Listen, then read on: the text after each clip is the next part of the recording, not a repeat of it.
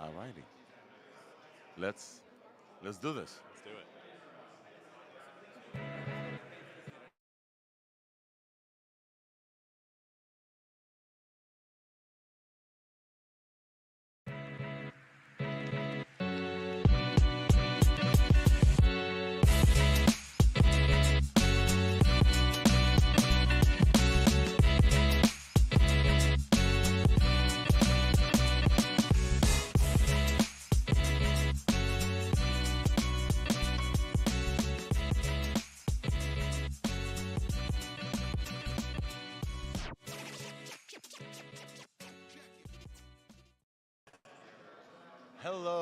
Hello everyone. Welcome to Thursday Eye for November 20. What a week! What a week! Welcome to Thursday Eye, November 20th. My name is Alex Volkov. I'm an AI evangelist with Weights and Biases from CoreWeave. I'm the host of Thursday Eye, and I'm here on location at AI Engineer in New York. And I'm not the only one. I have a friend here, Ryan Carson from AMP. With the logo, I love that, I man. know, it's new. Yeah, and we're on location at Engineer in New York. This is I think the second one this year, and hopefully everything is set up and you guys can hear us well. We're gonna have a few guests joining us on this honestly insane week. I know, it's crazy. Just crazy. an absolutely insane week. We're also joined by some other folks here. So we're gonna have Wolfram, we're gonna have LDJ, we're gonna add them to the stage in a bit. But just before, I would like to call out that this podcast studio is hosted by the great AI engineer folks. So shout out to Swix and Ben from AI Engineer. And we will tell you about the conference because it is live streamed. And so those of you who choose to tune in with us, the 200 or so for now, thank you, welcome. We're gonna make sure that all of this like very busy week that we have prepared for you is going to be covered fully, but also we will tell you all about this conference and what's going on and the incredible amount of speakers here from essentially every agent lab and foundational lab in existence. Everybody's here. And all are talking, and we're gonna basically um, we're going to also experience some background noise. Maybe that's a good call out because we're here on location. We don't control the crowd. They may come. There may be some noises, but we'll definitely be very happy to share with you everything that's going on, including the recent release of, yes, Nano Banana Pro. Yes. So we're gonna chat about all that. So let's add Wolfram and then see a sound test with Wolfram. Hey Wolfram, let's see if we can do a sound test with you. Hi guys, how are you doing? Can you hear Wolfram? I can. You're a little bit quiet, but let's try it again. Testing again. Hello, 1, 2, 3. I think we're getting an echo. Let's add Yam and test this if Yam is going to join us, right? So folks, because we're on location, we're like in wide mode, we're probably going to focus on the host here, just because it's going to be hard for us to hear the digital host as well. But we do have Jan Pelik here, Wolfram Ravenwolf, and LDJ. I want to shout out the hosts here as well. And I want to acknowledge that this week was an absolutely insane week for AI news. Just bonkers, folks. Just bonkers. We will do. Okay, let's start with this. Let's do a round of who. Let's say a round of news, the most favorite one. This week is a very interesting week to do this because there's honestly a lot. And we also already went live today, this week. Ryan and I and some other folks joined, and we did the live review of Gemini 3. Yeah. But for now, I think, while we get started, and before we have guests, folks, we have guests today from Gemini and hopefully from OpenAI. They're just like walking around here. I just pulled some folks in. So hopefully we'll have Dominic from OpenAI and then Thor from Gemini to talk about their releases this week because none of the companies could just like sit quietly. But before we get started with the TLDR, which is going to be long, which is everything that's going to happen, and before we dive in with details, let me start with questions about your favorite AI topics. So we'll start with digital folks, and then Ryan will get to you. Yam, how about you? What's your favorite, the most important AI release of this week? And you only get one. This is a difficult task today. You only get one. Where do I even start? Where do I even start, man? I think, look, it's very hard to pick between Gemini and Codex-Max.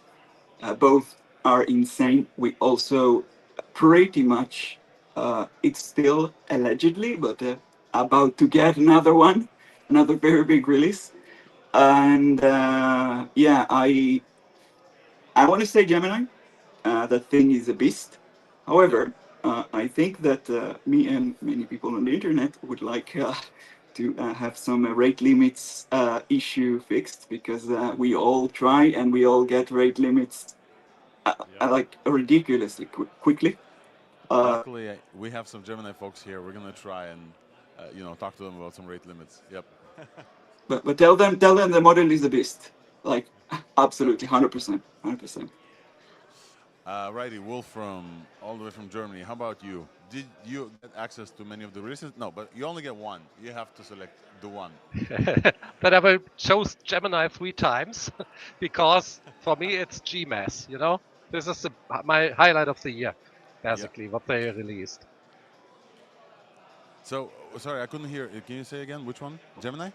Gemini, definitely. It's the highlight of the year. It's GMAS for me. I'm super happy, I agree especially with you. about anti-gravity. Alrighty, and we'll go to LDJ and then we'll cover Ryan.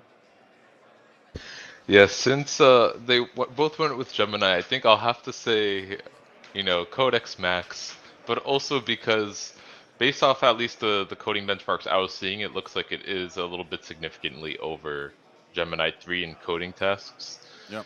And so overall thus far, I think that's going to be the main driving factor of having that flywheel go of coding models feeding back into the R&D of models getting even better, and I think that's really important. But Gemini 3 is, of course, looking really amazing too. Yep. Alrighty, folks. So those of you who are joining us in comments, please comment with your. You get one. Choose the most, and this is probably the difficult most week to do so because of just the amount of releases. We're going to give you in TLDR. If you are a sane person, normal person, and you're not following AI obsessively, incessantly like us, you may not know about some of the releases. So this is why we're here. We're here to basically keep you up to date so you don't have to. Ryan, I want to get to you. What is your favorite AI release of this week? It has to be Gemini 3. Yeah. I mean, Gemini 3 Pro is just so good. It's so good. Now, we all got nailed with rate limits, though, and that was super frustrating. We actually saw that in AMP because we decided to make Gemini 3 Pro our default model. We can't hear you. I'm just saying. We started hitting rate limits. We can't hear you well. Now we're back. So, absolutely Gemini 3 Pro. And I cannot wait for Gemini 3 Fast. Let's go. Folks, I just want to say, turn the volume up. We can't hear you well, Ryan. Ryan, you can't hear us well? We can't hear Ryan well. You couldn't hear Ryan well? Check, 1, No. 2, 3. Check, 1, 2, 3. Interesting. Okay, let us test this, folks, because we are on site and we're going to take a look. Because I can hear Ryan well through mine. You're very quiet too, me a Alex. For me, sec. you two are very quiet Hear me? compared to us in the studio. Can we test 1, 2, 3? Mark, could you help us with? Can you hear me and him at the same level? Same level. Check, 1, 2, 3. And you guys can hear Ryan, but me well and Ryan not well? Here I You am. two are both very quiet for me. We're both very quiet? I think I Yeah. know Maybe what it this is. maybe I But just have my only here, not headphones. on X. I think it's only here, not on X? Interesting. Oh, you know what? I think I can fix this. I think I can actually fix this. Let me test. Test 1, test 2. Is this better, folks? That seems better. Much louder, but the background noise got louder too. But Ryan, can you check? So check, 1, 2, 3. Everybody, I'm talking, I'm checking, I'm talking, and here we go. Is this better? Sounds like on X now. No background noise, but you are louder. Louder. Okay. Which one is preferable? Okay. All right, folks. So we are. This is what we have. I think. Give me one more second to try to figure this out, and then we're gonna get started. Folks, apologies for the technical issues. We're on site here, and there's multiple devices. We're gonna try this one more time. So, Blackmagic design. Now it's lower, right? Lower. Can you go up on Blackmagic? Can you go higher on Blackmagic outputs, if possible, for both mics? I see.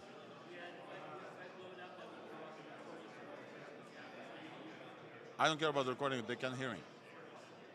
Like, they can hear me through here because I control the volume, but not through... Okay. All right, I'm just going to use this. It's going to be lower quality, but I'm going to use this. Righty, folks, give me... And, all right, hopefully now you can hear us well.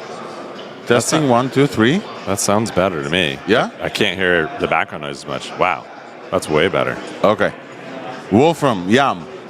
All right, you folks. So Ryan, I don't think the folks could hear you well. So let me put you on the spot and give us your thoughts on the One AI release from this week. Here we go again. Hopefully you can hear me now. Yes. So absolutely has to be Gemini 3. I mean, Gemini 3 Pro is a beast of a model, and I think more excitingly, it's not from Anthropic. Yeah. Not from OpenAI. Like, we need more diversity in this space. So Gemini 3 Pro, really good at coding. It's our default model in AMP now. I'm very much loving it. We did hit rate limits though on launch day and even the day after, which is frustrating. They've been solved. Let's go. Let's go. All right. And speaking of let's go, let's flag our friend over there, Swix. Swix, you want to join? All right, folks, we're going to bring on the founder of AI Engineer, the person who coined the term AI Engineer. Come on in. Mr. Swix, welcome. What's up? We're going to give you this so you can hear yourself as well. Okay. We're going to be just like friends. Okay. And then you need to speak into the microphone as much as you can. Okay. And say hi to folks. There you are. It's not awkward at all. No. No, this is good. It's like we're a married couple and we're just watching we've Netflix been friends together. for a while. I think we can swing this. But also, Swix, welcome. We're doing a round of understanding of like what is the one release this week in the AI world. Oh, one release? You only get to pick unfortunately, one. folks only get pick one. Yeah. Who's has someone picked Gemini already? Everybody did. I mean, it's kind of Gemini. Yeah, it is Gemini. I think it is underappreciated, and I'm not just saying this because they're presenting sponsor this time. It's a good model. It's a really good model, very underrated. Still underrated despite all the praise that it's already got, and I think we'll still be exploring the implications of it for a long time. Yeah. 100%. All right, I will go because I haven't gone yet, and I think that mine is. I don't know if it's Gemini. Come on, just pick Gemini 3. It's fine. No. Just because you all picked Gemini 3, I'm gonna go with. I'm gonna go with anti-gravity. Okay. I'll tell you why. Hot take. I've been using anti-gravity, which is a new idea from Google. We're going to tell you about this in a bit. And they're speaking tomorrow. And they're speaking tomorrow here at the Engineer. They're the closing keynote. Okay, cool. And the reason I'm picking them is because I think they're showing a new paradigm of how I work with agents when I code, and I'm almost not looking at the code. And the browser integration there is kind of crazy, and I think they're showing a few things that every other agent lab and creator of this will kind of like follow. And because Gemini 3 is kind of the intelligence that powers it, mine includes Gemini 3, so I'm cheating a little bit. But I think like anti-gravity was like a very big release that the folks are saying like anti-gravity is fire. Yeah. All right, so I think we did the round. We'll do a TLDR, and then after the TLDR, Swix, I'm going to ask you a little bit about the Engineer, and then we're going to talk about the actual releases like in depth. So I think it's time for a TLDR super quick. And then we're gonna have our friend Swix here cover a little bit of the folks who come here and the type of stuff that we're gonna cover. So much. We're gonna try to cover this. I just saw the logo wall Yes. with like all the companies represented. I was like, wow. Yeah, it's everybody. That's a lot of folks, and we're gonna show you this in a minute. All right, folks, it's time for a TLDR, which is a section we do to try to super quick keep you up to date on everything that happened this week. I'm going to run through a bunch of releases, so get ready. And then after this, we'll talk with our friend Swix. After that, we have Thor from Gemini, and then hopefully we'll have Dominic from OpenAI as well. So stay tuned for that. Let's go to TLDR, folks. And if there's breaking news, I don't know if I can contain, but supposedly... There's Nano Banana. Yes, Nano Banana is already on there, but it's breaking news for sure. And supposedly Anthropic something, but we'll see. All right, folks, it's time for... it's time for TLDR. Let's go.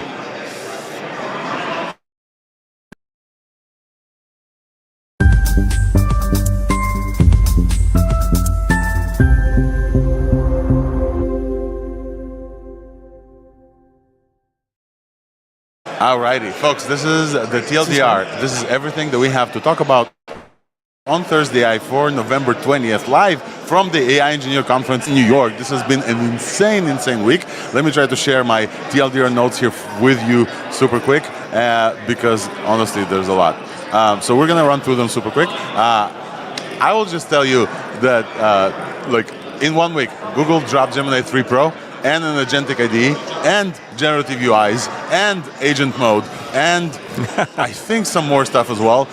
Before this, actually, I shipped Grok 4.1, and then they shipped Grok 4.1 fast with support in API.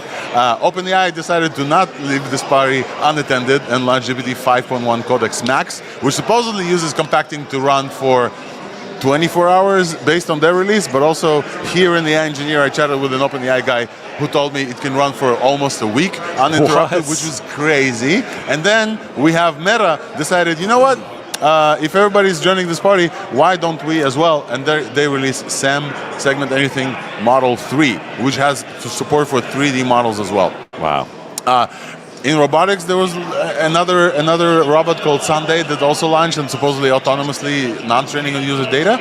And then this week feels like the future is deciding to like come and knock on our door. So we're gonna run, and this is why Thursday exists. We stay up to date so you don't have to. We literally work really hard to stay up to date so you don't have to. Alex gets no sleep. I barely slept this week as well. Yes, for sure. So let's run through all of these releases. I think I covered all of them in the TLDR, but let me run through them super quick to see. And then also we have folks, we have Wolfram and some other folks as well. If I missed anything, which I don't think that I did, welcome Nissan as well. I don't think that I did. If I missed anything, definitely let me know, because I would like to. I would like to not miss this. No, this is not the good layout. We'll do this layout super quick. All right, so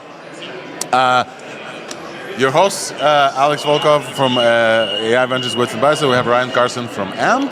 Hello. Swix here from AI Engineer. Swix from Cognition. Swix from everywhere. Swix from Latent Space. Swix from Small AI News. And also co-host of Thursday AI, not for the first time. What else? So I haven't shared, but AI News actually has been merged into Latent Space. Oh, that's great. Yeah, it's the IP was transferred.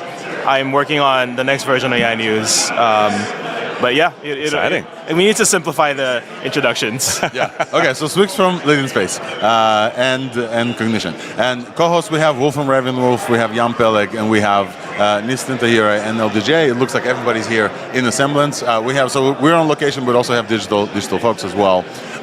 And then we are running through the TLDR. So the open source news, super quick. Since NOVA sets a new bar for multimodal spatial intelligence with 8 million sample taxonomy-driven datasets. Not bad. It's pretty cool. But honestly, open source is taking the back seat this week for sure. So we're gonna like mention some of the stuff. We also have Sunday Robotics unveils Act 1. Act 1 is a robot foundation model trained with zero direct robot data and a low-cost skill capture glove. The glove is super cool. We're gonna take a video. I'm gonna show you this glove. It's really something. Let me pull up. Number 3. Yes. We're gonna go to big companies, LLMs, and APIs.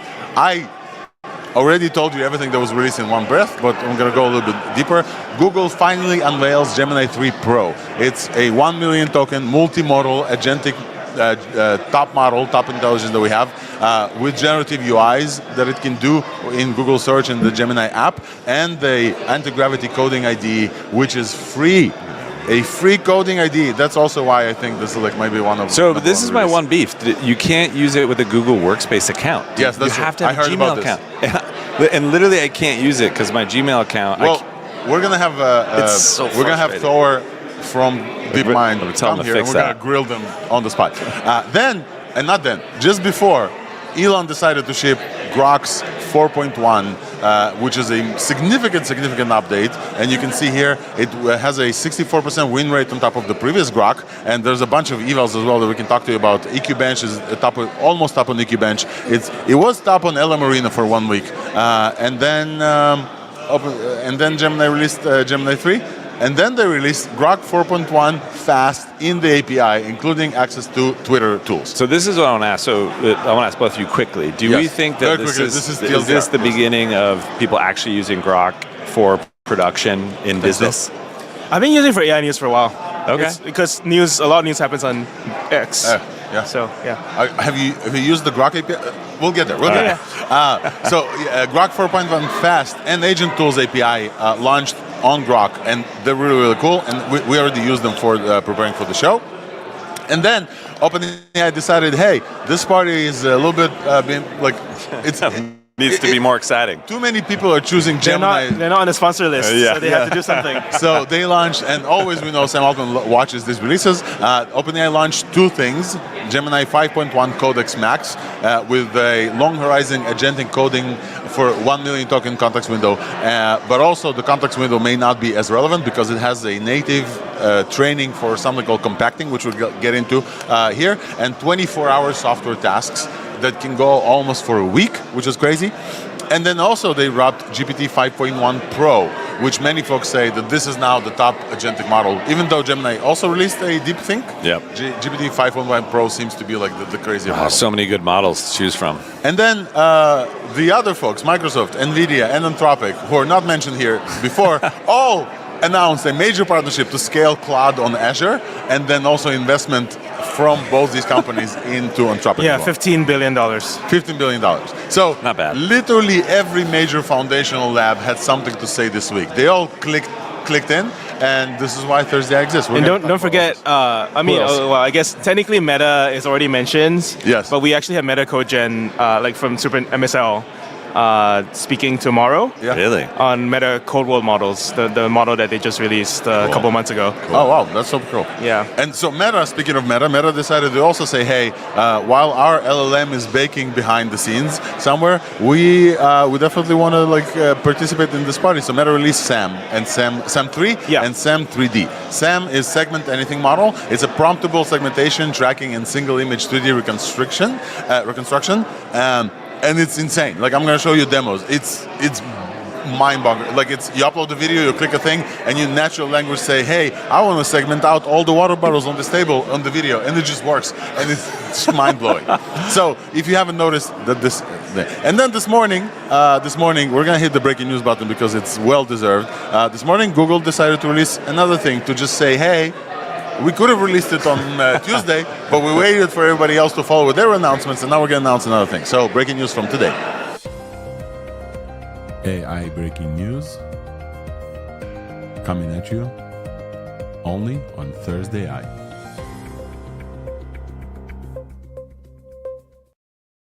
The breaking news from today, folks, is that DeepMind decided to release... There's a robot coming in. There's a robot. We can't see it on camera. Can we see the robot? You can't see it on camera. Back up. The breaking news from today is not this robot dog that you can win, by the way, if you join the AI Engineer and if you're tuning in. Yeah, we're giving this away for a competition. That's pretty cool. Breaking news from Gemini DeepMind today is Nano Banana Pro. Nano Banana Pro. Nano Banana Pro. Nano Banana is an image editing model from Google DeepMind. Nano Banana Pro is absolutely we need to make sure that this is in shot. The poor robot is trying to get attention. Yeah. Like this. Alrighty, folks. And if you join the engineer, you can see this like a poor robot walking around trying to get attention. Hi, Sparky. Hi, Sparky. Yes, we are giving away this dog apparently. Stay tuned. Yes, stay tuned. Please don't break the venue, dog. Okay, so now this is a little hectic. Let's try to get it together. Nano Banana Pro is insane. Okay, I'm gonna have to show this on stage because why you do that? What's the fundamental difference between Pro and standard? I think 4K is the number one thing. It generates things in 4K. I'm gonna try to upload this image file, folks. I don't know if it's gonna work on stream. We're gonna take a look. I asked it to generate a infographic. I don't know if it's gonna show well because it's in 4K infographic, and it's taken a while for the software to upload. I don't even know if I can zoom, but it looks great. This is a one-shot prompt infographic that I just took notes from everything that I had for the show this week, and I tried to generate this. Unfortunately, the ratio doesn't work. It's 4K. It's 8 megabytes of a file that it generated, and the text is perfect across all of it. It does not look like AI. I actually, you know what? Instead of sharing it like this, I'll share my screen super quick, and I will just show you because it's worth taking a look. So, folks, let's take a look. Nano Banana 3. I asked it to generate this file. You can see 8 megabytes. This one is a little better. And then I'll open this with preview, and then I will zoom in a little bit. Can I zoom in? Can I full screen? Okay. And you can see if I zoom in that the text is nearly perfect. Ryan, I want to show you this as well. Oh, wow. The text is just bonkers perfect. Yeah, really usually at this scale you expect some typos here and there. Yeah. Or some corrupted letters.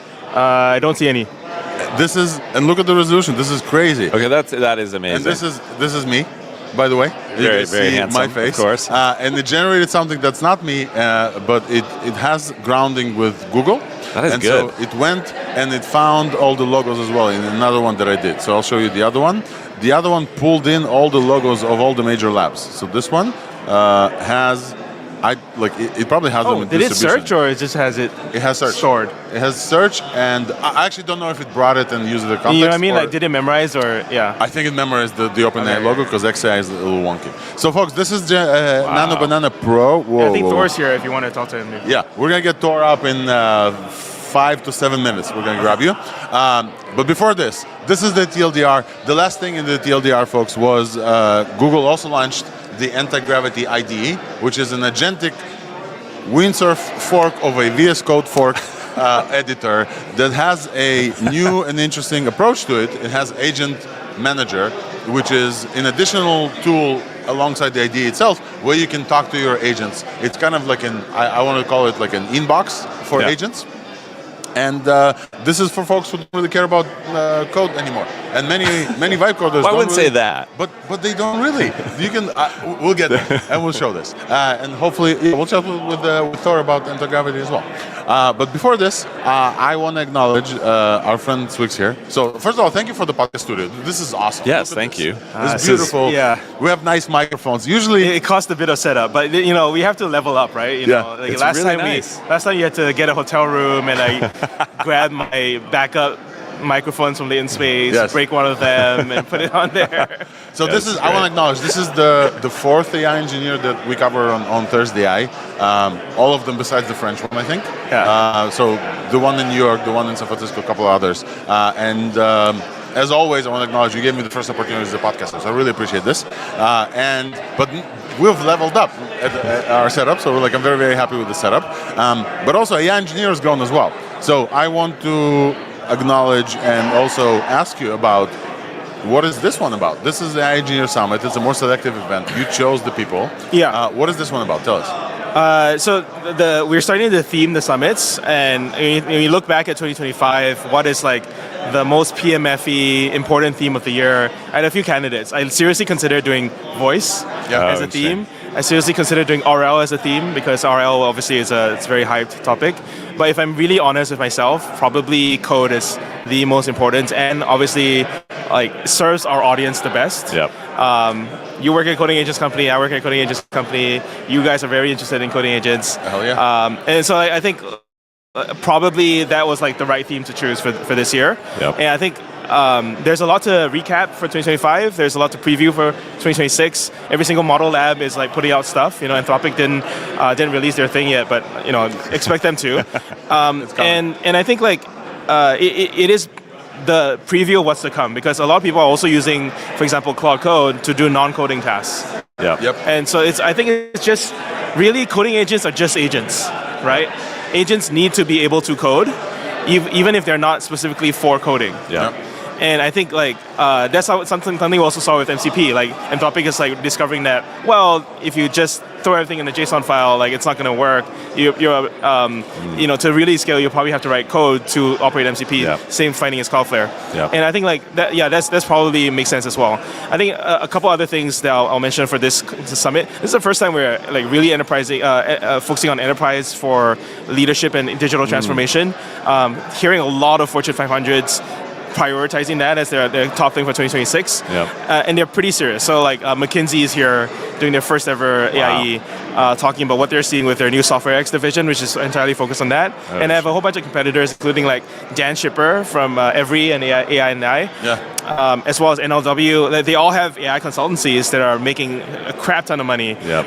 Our MC for today is Alex Lieberman, who used to run Morning Brew, which is one of my inspirations for running a newsletter and just like running a creator business in general. Now he runs 10X, which is a consulting company that only pays engineers based on story points completed, whether or not you manually did it or use an agent. That's so interesting. So if you're just really damn good at using an agent, you go make work a lot for of money. 10X. They're going to pay multiple people $1 million bonuses this year for being productive fast. with agents, right? And obviously everything has to be like approved and accepted by clients, but there's no limit on your productivity if you're just really good with coding agents. And I see actually that disparity increasing rather than decreasing, because everybody has this discussion of like, does AI raise the floor or raise the ceiling? Actually, I think it raises the ceiling much more than it raises the floor. Yeah, absolutely. I think then the last part is I am no longer running AIE by myself with Ben.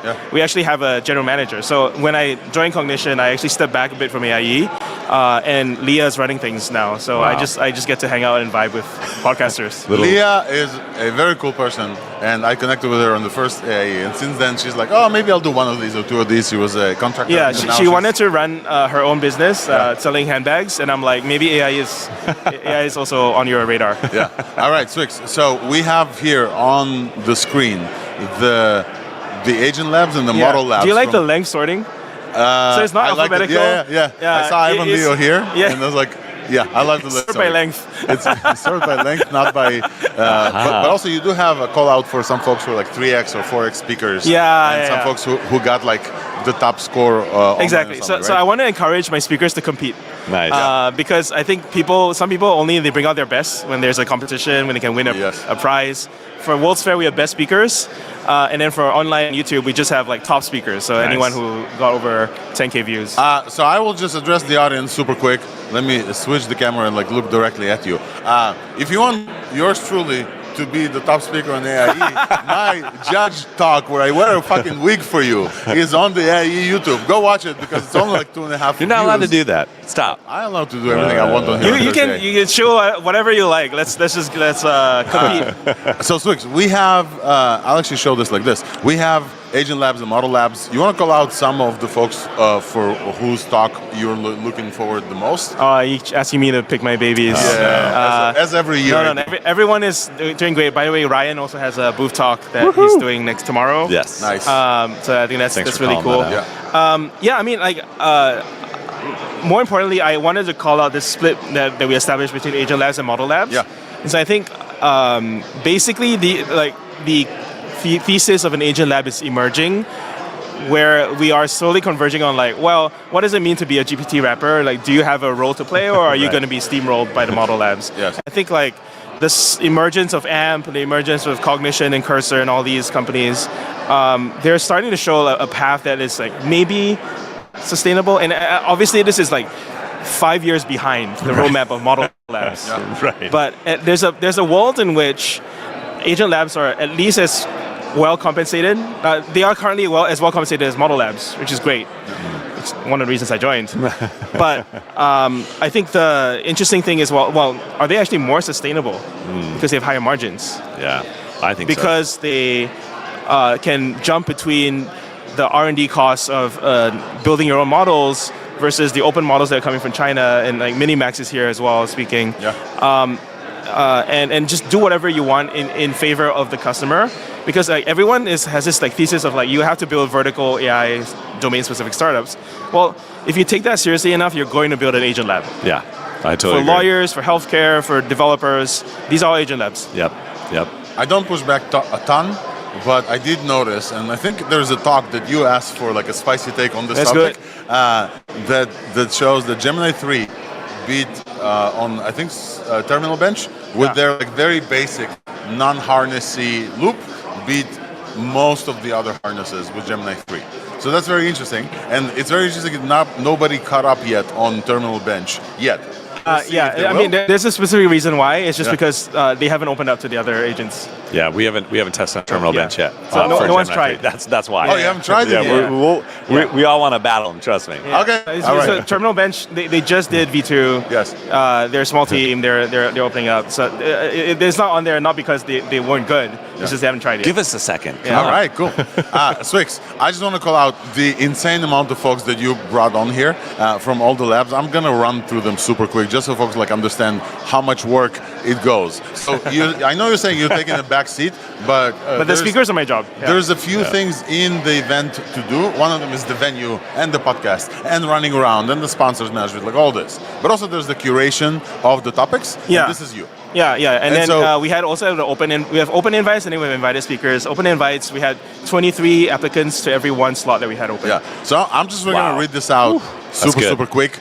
There is Google from Anti-Gravity, Kevin, previously on Windsurf, speaker. Google is here. AMP is here. So Ryan, you're third based on length. Just based on length.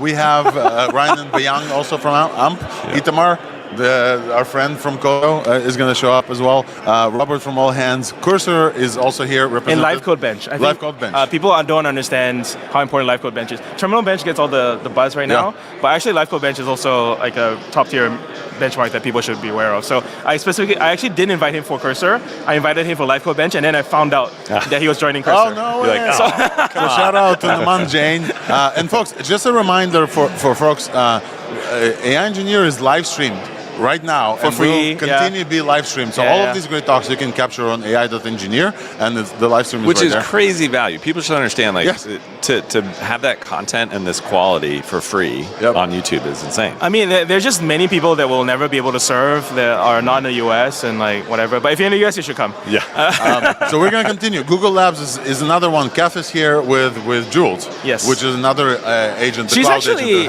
she has more broader responsibility other than Jules. I know her since she was head of products for Vercel. And she actually runs product now at Google Labs. Oh, right. I don't know about Gimlet Labs, but CodeRabbit I definitely know. Yeah. So Natalie, she does AI-generated kernels for Apple Metal. Whoa. So if you want serious sort of ML AI engineering, it's her. Damn. All right. We have Vercel and Cursor and Factor Incline and Menace, but also DeepMind. Anthropic is here. A bunch of DeepMind is here. Paige is here. Amar, shout out to Paige and Amar friends. A bunch of Anthropic folks as well. Amar was the product and design lead for Gemini 3. Yes. So he actually was supposed to speak today. They had to push it back because they're wrapping up for Gemini. Not for AI Studio? I thought he was in AI Studio with Logan. I think they shifted him. Oh, okay. So hopefully we'll have I'm not exactly sure, but I know that he was very, very deeply involved on the launch. Yeah, and you have a representation from an open source library, Minimax for the first time. Yeah. Olive Song is here. We had tomorrow. Justin from Quinn last time online, and then ZAI is also speaking online, but this is the first time they can make it.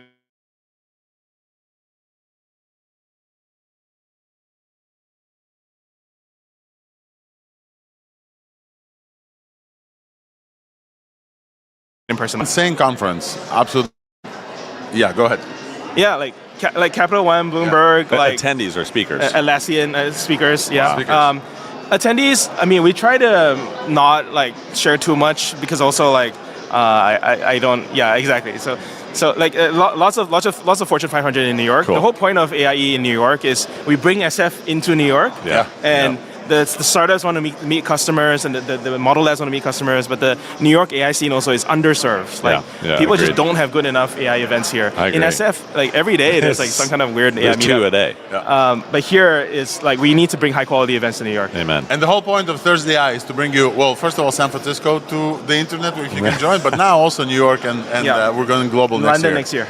London next year. April 8 to 10. Yeah. Swix, nice. We appreciate you joining. We appreciate everything you do, but also we know that you're a busy man and you have to run. Yeah. We have I got to give way to my buddy Thor. Yeah. Thanks for coming. Thank you so much. Yeah. Enjoy the rest of the conference. Folks, tune in to AI.Engineer. I forgot to plug the authors of Vibe Coding as well. They're speaking, and Steve Yegi was a personal hero of mine. Gene Kim I always say, is the evolved Pokemon version of me. Nice. So you should meet all these and see their talks. Cool. Awesome. All right. Good to see you, Swix. Thank you, Swix. Take care. All right, folks. So we're moving on, and we want to welcome Thor to the stage. As you see, we have a a running show here. Thor, welcome. Hey, thanks. Thor, I don't know if I can pronounce your last name. Chef, like the chef in the kitchen. kitchen. Oh, like chef, easy. I brought you a little gift. Oh, nice. Oh, It fits perfectly to no your way. Wait. I want to zoom in on this, folks. I want to zoom in on this. I have a little gift for me. banana high I chew. love myself and my kids love these. So I got a little present from Thor. might It's have to a share. mini Yeah, pluggable okay. banana, and I wonder why. Ryan, let me zoom in on you. And you also got a present. My present's better. What is this? High chews. These They're are flavored these high are candy. chews. Yeah. That is awesome. Thor, Banana. thank you. For folks who are not familiar with you, and we'll Make sure to speak right into that mic for try us. to speak All for the mic as well. You have just joined DeepMind. Yes. Yeah. I'm on day 3. Day Oh 3. boy. Welcome. So it's been an interesting week. Yeah. Really? Something going on? I think so. A few things. Tuesday, Gemini 3. Yes. So pretty good. incredible. I think, the reception of the community has been amazing. Yeah. Really cool to see kind of the step up of the coding capabilities. Yeah. Obviously here, AI Code Summit. So, we're really excited. AI Studio now has kind of vibe coding capabilities, which are really amazing to see. Kind of the, especially looking at sort of games, vibe coded games. The design capabilities as well have it's drastically amazing. improved. So that was Tuesday, but today is Thursday. So today, Nano Banana Pro. Let's go. Which is, Gemini 3 Pro image. It's amazing. So we've been raving about it before you hopped on. Oh, yeah. So Alex was showing what it can do, and it is pretty astonishing. Yes. So we have this. We'll still have this image. 1 second. Let me.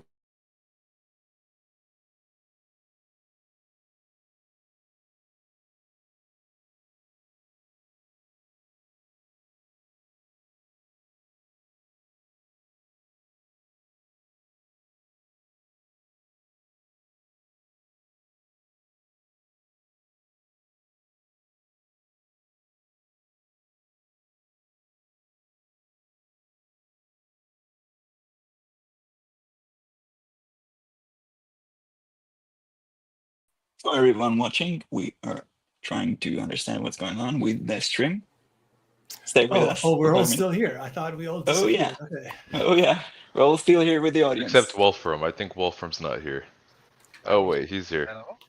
Yeah, you're just being so still. I thought you were frozen. No, just writing. Oh no. Okay, I guess it's just us guys. All right. Well, welcome to So- Thursday. Yeah. So in the Let's have a meantime, good throw party while Really fun Alex is away. AI.engineer. And why? yeah. Did you guys hear about Olmo 3? Oh, yeah. Running Yeah. live at the moment. It is the Yes. biggest. It's the biggest 32B dataset tutorial training, and the model's not bad either. Yeah, it looks to me right now to be around the 32B thinking performance of the Quen 32B models, but simultaneously it's completely open. I don't think Quen or DeepSeek, although they are doing great work, I don't think they've ever actually put out a fully open recipe, data set, full training recipe, hyperparameters, everything 100% open. And that's what Allen Institute of AI is striving to do with models like Olmo 3. So really cool that we have a model of that level of quality that's fully open like that. Big round of applause for being really open source and not just open whites models. Yep. There's actually breaking news. I mean, I saw it 2 hours ago, the release post. Yeah, unfortunately, none of us have a breaking news button, right? So I do have one. Oh, you sure? Yeah, so we should play it. I think it's okay. Go ahead. Yeah. Okay, I will hit it. AI breaking news He had access at to you controls the whole time. only on Thursday I. This is like you walk into Alex's house and there you push a button and it's just the He gave AI me access, breaking so news. I'm sure it's fine. And yeah, this is a big release. For one thing, fully open release, and another one that we finally get some sizes that we can run locally again. After all the good models that have been much, much bigger, this is not MOE, and it's a good size, I think, to run locally. Yeah, I think it's inevitable that they will start putting out MOE versions, to compete with the. I think Quen's version, it's like a 3B active, 30B or 30B total, right? Wait, this is dense. I'm looking at the. Yeah, almost as dense. So Yeah, I'm saying future, because Quen's current most popular MOE, it's like 3B active, 30B total, right? For Quen. Alex saying they'll be back in 1 minute. Okay, sounds good. It's a big deal. Also, the medical performance was not bad. It was not like the leading edge, but it was also still pretty good. I think will be quite interesting to try and match a data set against the distribution of the pre-training data now that you finally have it for such a big model. Because now you can also do continued pre-training on this as well. There was another release this week from I need to find the post, but from a US lab releasing what they call the best. The DeepSeek. Yeah, the DeepSeek fine-tune. Yeah, I saw it as well. Yeah, but it dropped in Terminal Bench or Live Code Bench. It actually dropped quite a bit from in agentic work from 3.2. Speaking of, what do you think? What do you think, Gemini 3 or Codex-Max? For coding, right? Codex finishes the job. I haven't thoroughly tested each of them enough to I think assess that, but from what I've seen, at least, it seems like Codex-Max might have a bit of an edge, at least in a lot of maybe back-end cases. I think I've heard a joke, which I think might be true, that Gemini for the front, Codex for the back. So I mean, it maybe does make sense to do that. Gemini 3 might still be significantly above in terms of front end. It is, and it isn't. So it can go off track, and agentically is not as good. But the way that I'm using it, which I just found really effective last night, was you take full code base dump, you put it into Gemini, you let Gemini do the review and make all the to-do lists and stuff. You feed that into Sonnet, and you just see however far Sonnet can go. And then whatever bugs and stuff you have that Sonnet cannot solve, you just hand those off to Codex to take as long as it needs to take. Because it's kind of hard to replace Sonnet for like the first 80% of the app or so. And then the next 20%, you either kind of like need Opus, or you need something to like fix the really hard bugs, or just need to run Sonnet over and over until like something comes out. But I did find it for reviews to be very, very good, where you just dump in the whole code base and it starts picking up stuff. But I don't really like the model. I know some people like it, but like I'm just not used to prompting Gemini. You really need a mixture of experts where every model is an expert. So you need an IDE that can delegate to the specific agent. So something like anti-gravity, but not from one vendor, but across different vendors. You need something like that. Look, it's pretty known that if you combine different models, you get better results simply because they're different. They're trained different on different data, and you run them so each one can inject, a different insight or tweak into the context. And now you have a model that sees stuff that it simply couldn't have come up with on its own because it came from a different model trained on different data. So there are some, it's pretty obvious when you think about it, but I got this idea just from a random GitHub repository that I saw out of the blue. Just is doing this, taking the reasoning traces of DeepSeek and just use them for Claude, and you have like a full system, like one API endpoint that gives you both. Then I got this idea, and now I'm doing it all the time, like copying from Claude to Gemini to ChatGPT, and you really get good results this way. I do that because of you too. I copy so when I use the Gemini web interface, and just get it to just get Claude to write a playwright script, and you can just paste it in there. So you can automate your review of your whole code base. And I had some trouble fishing it back out, but I do that because it works very, very well. Yeah, you are the engineers. I've been doing that with deep research functionalities. Each one send it to deep research, ChatGPT, Gemini, Grok, and Perplexity, and then I take what they output and give it to the Perplexity. others. Yeah, Perplexity gets some Like stuff also. the others don't get. So I put all of that and give each one the combination and have it write a summary, and then I compare manually the summaries. Or you go for another loop. You can do it a couple of times and really drill down and get the essence of something. Yeah, look, you guys use CLI tools, like, or just Claude Code? Like, what do you guys use? If you're already here, I mean. Claude Code, and I would like to try Gemini CLI some more now, especially with the new model. But anti-gravity has been my focus right now. Really? Yeah. Isn't it like the other ones? Why don't you just like use Cursor, Cursor, do you think? for example? Oh, I switched from Cursor because if I want to try something, just trying it on the side, it's not the same. So I really switched completely to anti-gravity, and I've been struggling with some bugs, like it doesn't install the default extensions, but it says it needs them for some functionalities, so I've been troubleshooting a lot right now. Oh, folks, they're back. We got them back. I think we're back. Let me see if we're actually back. So back. Yes, we're so back. All right, we're back here with Tor Schiff. Yes. That we just started talking with you about you and DeepMind and the releases, and then we completely crashed. So, folks, I apologize. Live stream is hard.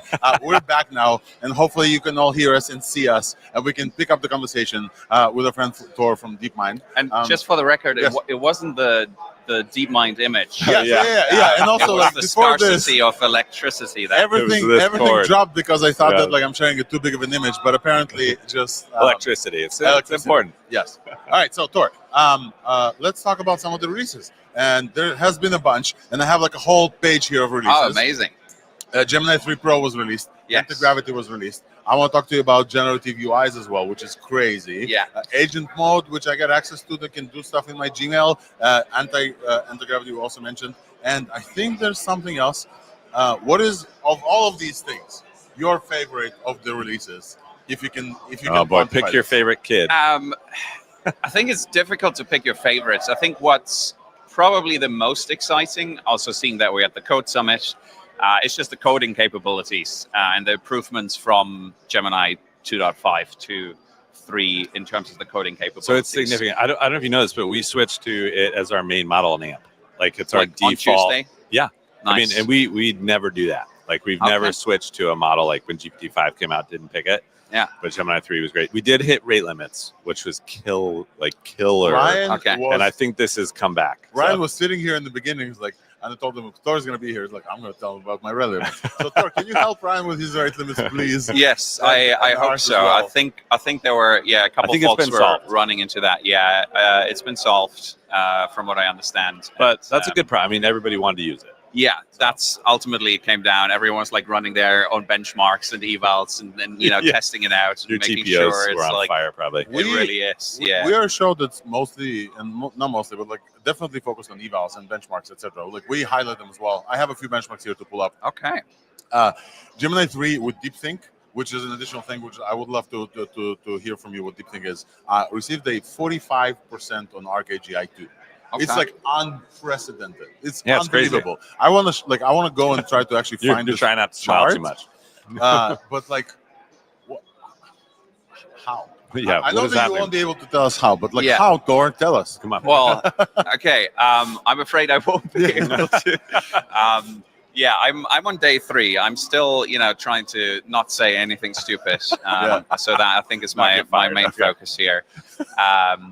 I think, like, if you come to the booth, we actually have some of the researchers, some of the product managers that works on these features. So, like, I'm just here, like, cheering and being excited. I can't take any credit for anything. Definitely hoping I'll ramp up quickly. Well, let me call out this moment in time because of that. Like, so Alex and everybody, remember when we were like, what happened to Google? Like, are they asleep at the switch? Are they like, what is going on in Google? Yep. And now it feels like the opposite. Like everything is the kind of, and I'm not paid by Google. I have no financial interest. Otherwise, it's probably my 401k. But you know, it's everywhere now in a good way. Like Yeah. you said, it's in Gmail, it's in Google Calendar, it's in Chrome. Yep. You know, it's in AMP. Like Yeah. it's everywhere. Yeah. No, it seems like a really big step up. Yeah.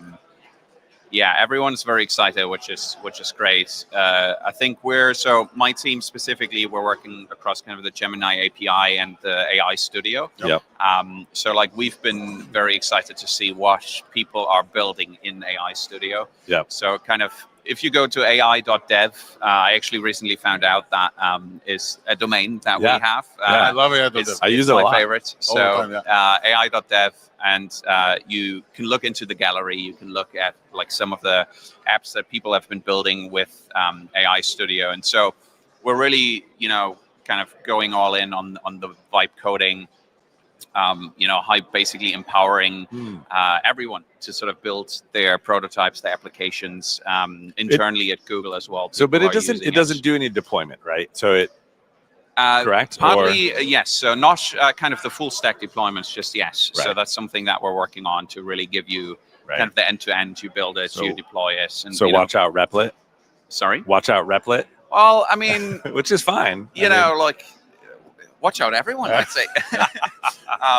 So I think it's definitely like we're trying to build kind of the best tools for developers, and obviously if like that fits into your workflow where like you prototype and you ship kind of small apps to production. I think as well for like internal tooling, I heard I'm on day 3, so I heard people are using it internally, to build sort of internal tooling, applications, prototype things. And so, I think we're very excited, about the model, but also just kind of all the tooling for developers that is being built around it. And now obviously developers, or builders, like there's a lot more developers now coming, online thanks to great tools. And they haven't used 2.5 before. I think this is the call out. Like a bunch of agentic stuff has happened. I want to call out, like we're showing on stage right now, the vending bench too.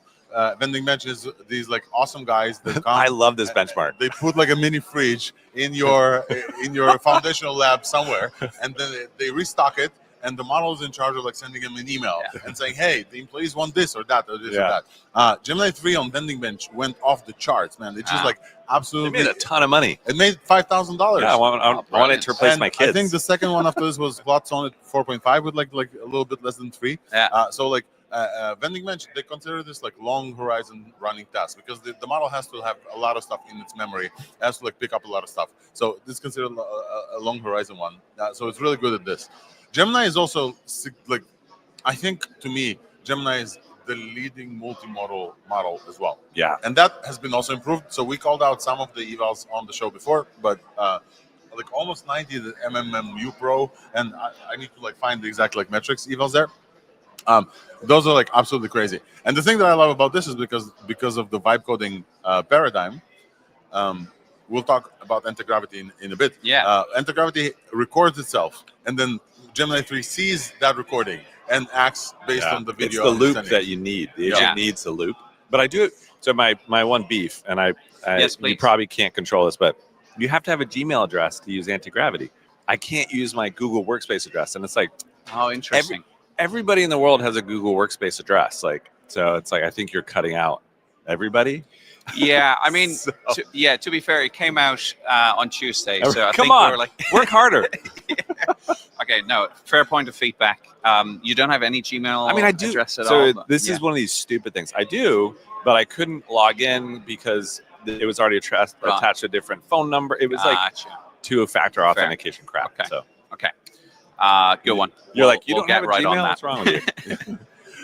So folks can try out Gemini 3. I think one more call out that we have to do on the show is that it landed everywhere across Google as well. AI mode, so shout out to Robbie Stein, who's been on the podcast a couple of times, talk about AI mode, the agentic search, fan-out search in Google. Gemini 3 landed there for the first time as the model released. It was quite incredible. Wow. And generative UIs. I still haven't seen those generative UIs. Have you seen those generative UIs yet, or no? Internally, Which one? Oh, the internal ones. where Gemini answers not with text, but answers with like widgets that you can control Like a and component. play with. Oh yeah. No, I heard it on the podcast. Yes. I think I haven't seen it myself yet either. No, that's a good question. I mean, some of this. So I'm using generative AI components in my, but most of them are like tool calls, and then you populate a component with the results, which is pretty standard. But it'll be exciting to see truly generative components. So.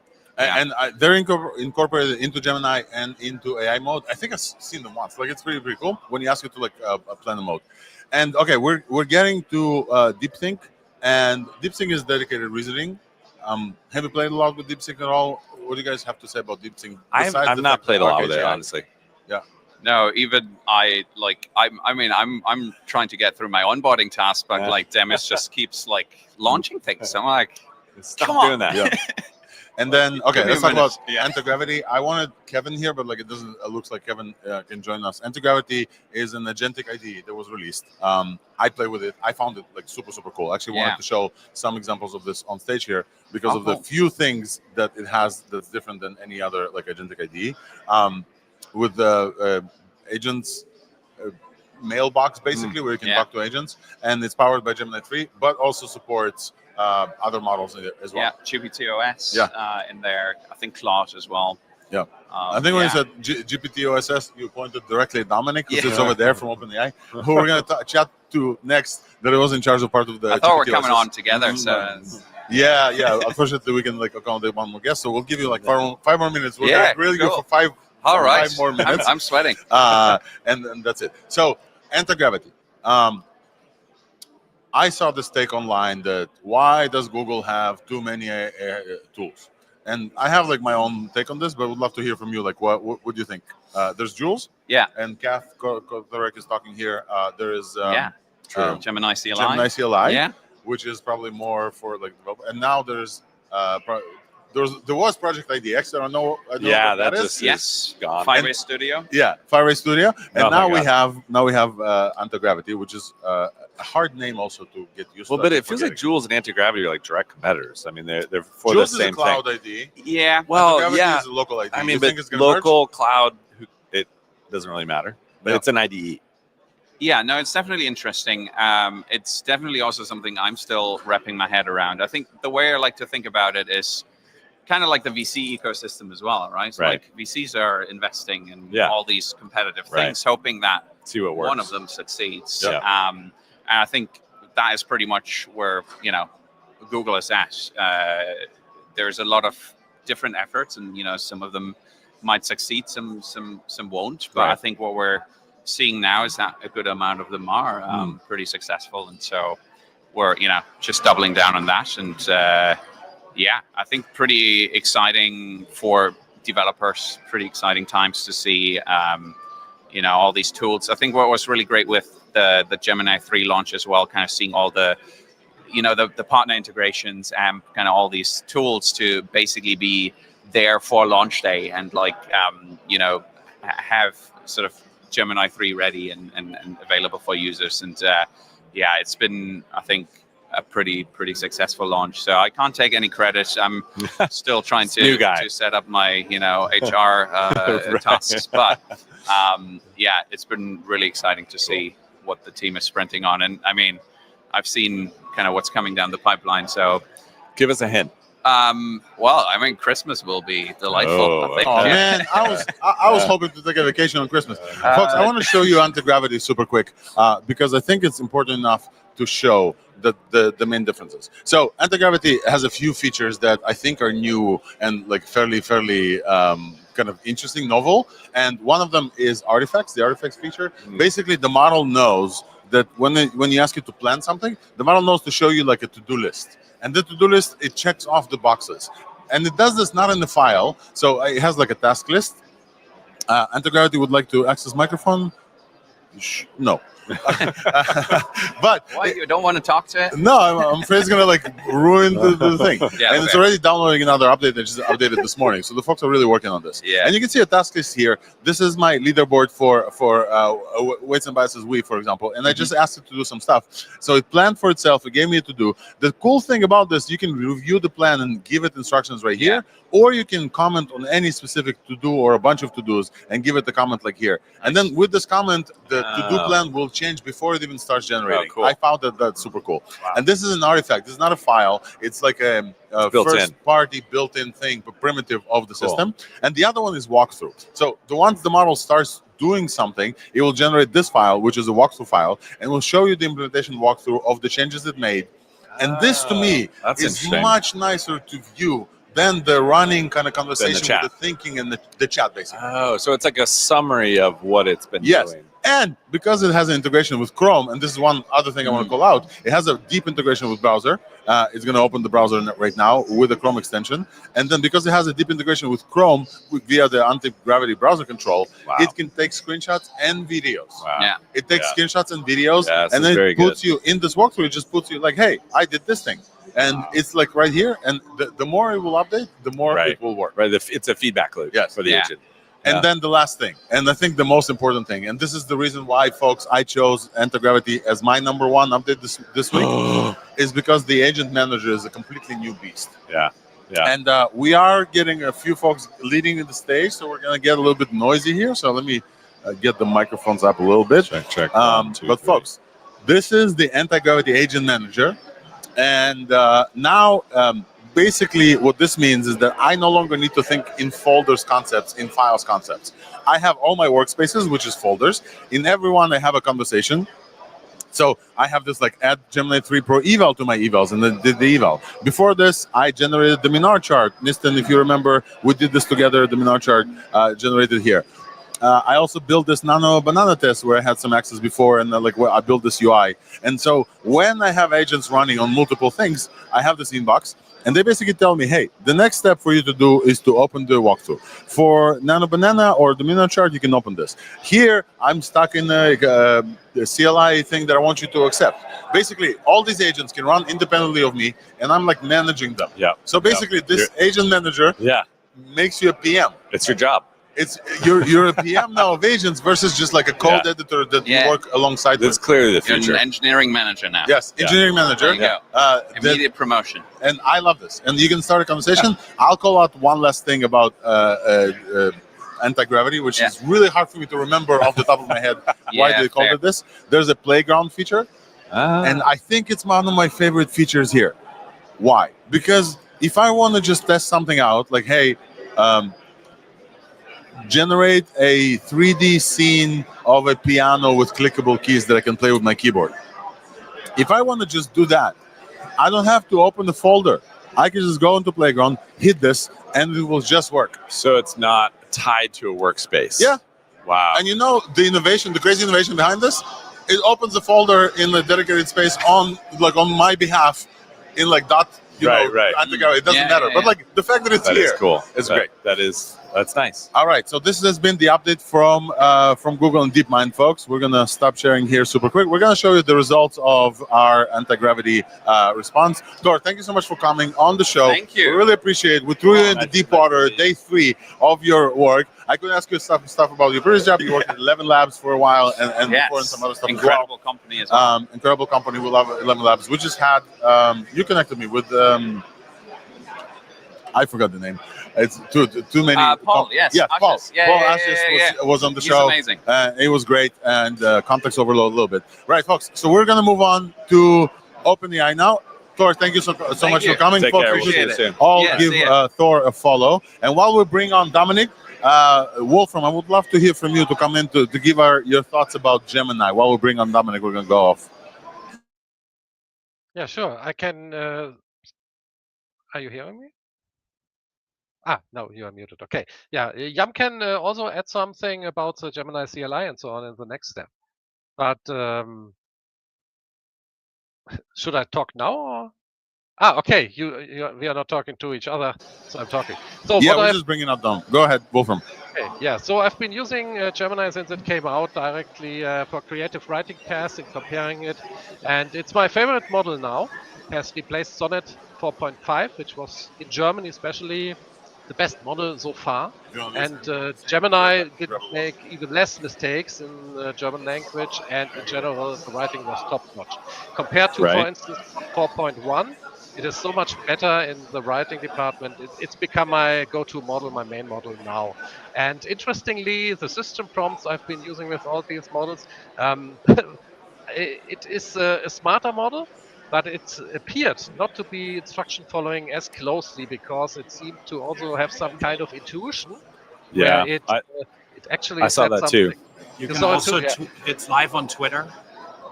Because sorry, it we're seems just, sorry, Wolfram. Sorry. Yeah, Sorry. it seems to understand the intention of your prompt and go by the intention instead of just sticking to the literal prompt as written, which was also a very interesting experience. And so I think they have really delivered here. It's my favorite model now. And when I want to test a model, I always say evaluation, evaluation, evaluation. But for your personal use case, just use it for a while. Make it your main model for just a day. Yeah, use it. And then you will see what happens. And I will be using this one as my main model now. Nice. Big words. Yeah. So about Gemini CLI, I maxed out my rate limits twice yesterday and today on Gemini CLI really quickly. Out of the box, the model is a beast. It's something, it's different.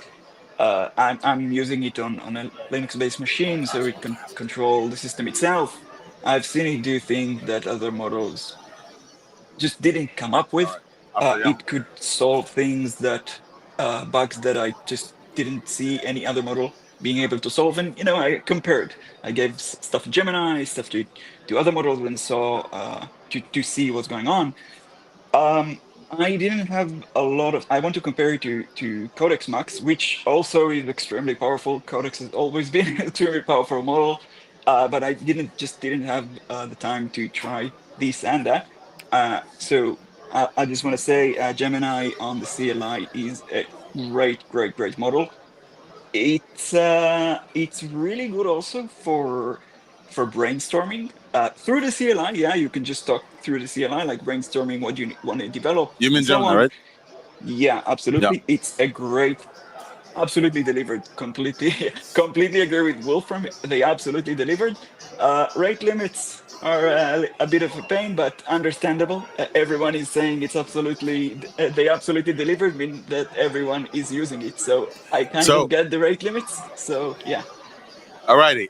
Thank you guys for chiming in. And now we're going to go and introduce Dominic Kundl, correct? Yeah. Yes, Dominic Kundl. Dom is on OpenAI. Could you introduce yourself and closer to the mic because there's some background noise? Introduce yourself. Tell us who you are. This is your first time on the podcast, so welcome. We really appreciate thanks for having me. Dom was just like walking around. We met at the Dev Day before, and I think somebody introduced us. And I just like pulled him in, and there's a PR person from OpenAI here as well. I was like, hey, can you go and get... So I really appreciate you being spontaneous and jumping on. The way I convinced him, though, I'll tell you, is I told him that Thor is going to come and DeepMind is going to be overrepresented on the podcast, and shouldn't OpenAI also be here? Got to jump in. I thought it was just that we were doing a German AI corner with Thor first and then me. Yes, we could do that too. we probably could do this with some AI help. So please introduce yourself to the audience. This is your camera, and tell folks who you are, and then we're going to talk about some of the stuff that OpenAI released this week. Yeah, great. Hi, everyone. My name is Dominic Kundl. I'm on the developer experience team at OpenAI, so working both with the product teams and the developer community on how to get the most out of OpenAI's product. All right, so Dom, the first question I have for you, I'm going to throw you into deep water is, could you guys not chill this week? What's up? Really, this is a difficult week for all of us who follow along the curve of OpenAI, AI developments. We talked about OpenAI multiple times, all the time, obviously, every release. But last week, why?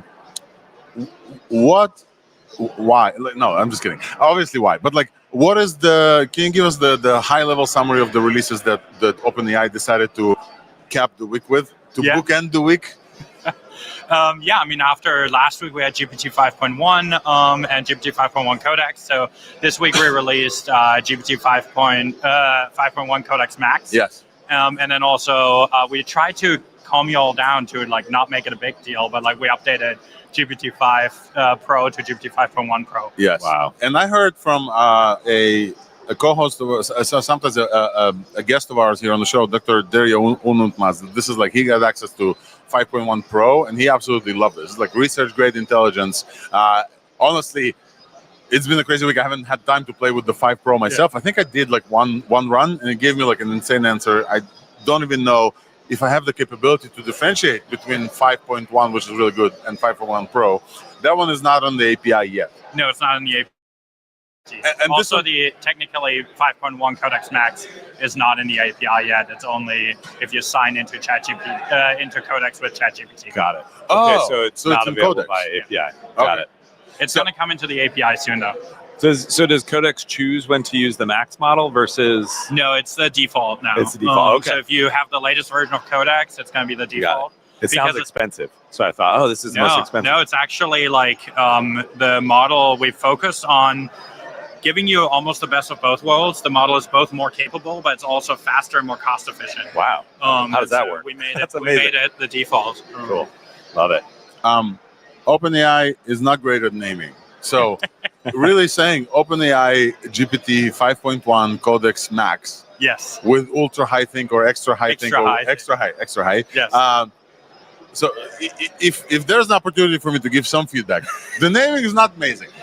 But you don't the want model, to double down on that. You probably will. But the model is insane from what I see, and specifically because of the compacting thing.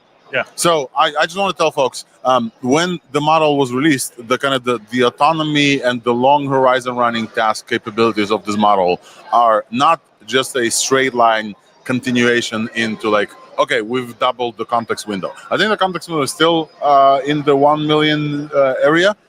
As far as I forgot what it is for that model. At least, but because of something that it does is compacting, which I will put you on the spot to tell us what that is about.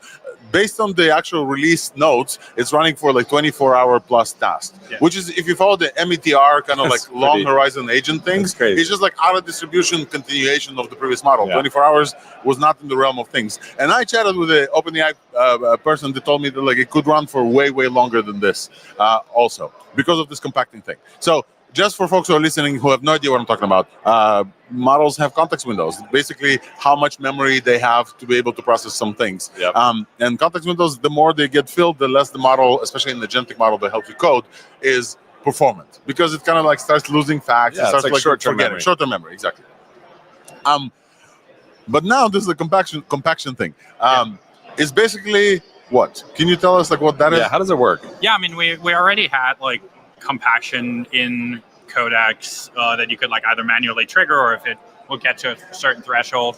But that's more like just start a new thread. You compact it would still like compact it. So like for those old models, you can like see it in like the Codex code base, like where like side note for a lot of people that don't know, Codex is open source. No. It's written in Rust. You can look under the hood if you want to check anything out. But the big thing is really just that we wanted to make sure that the model is really good at dealing with that compaction and can work on these long-running tasks because our goal with Codex, that I think is like important to keep in mind, is that we wanted to be a software engineer that works on your team that you can trust with hard tasks, and hard tasks can take a long time. Yeah. And so we really made sure that the model can deal with that compaction in the long run. Compaction, as just the way to explain this, basically the model takes whatever was previously in the conversation tree and removes anything that's like irrelevant, like tool calling that are not relevant, maybe just the result, something like this, right? Or I can't get into like the details of like what that. Can you get into the details of like the open source Codex? Yeah, how it did compaction with tool. So that one, for example, like it did a summary basically. Summary. The past conversation. So what you're saying is it happens at the model level. So honestly, I don't know.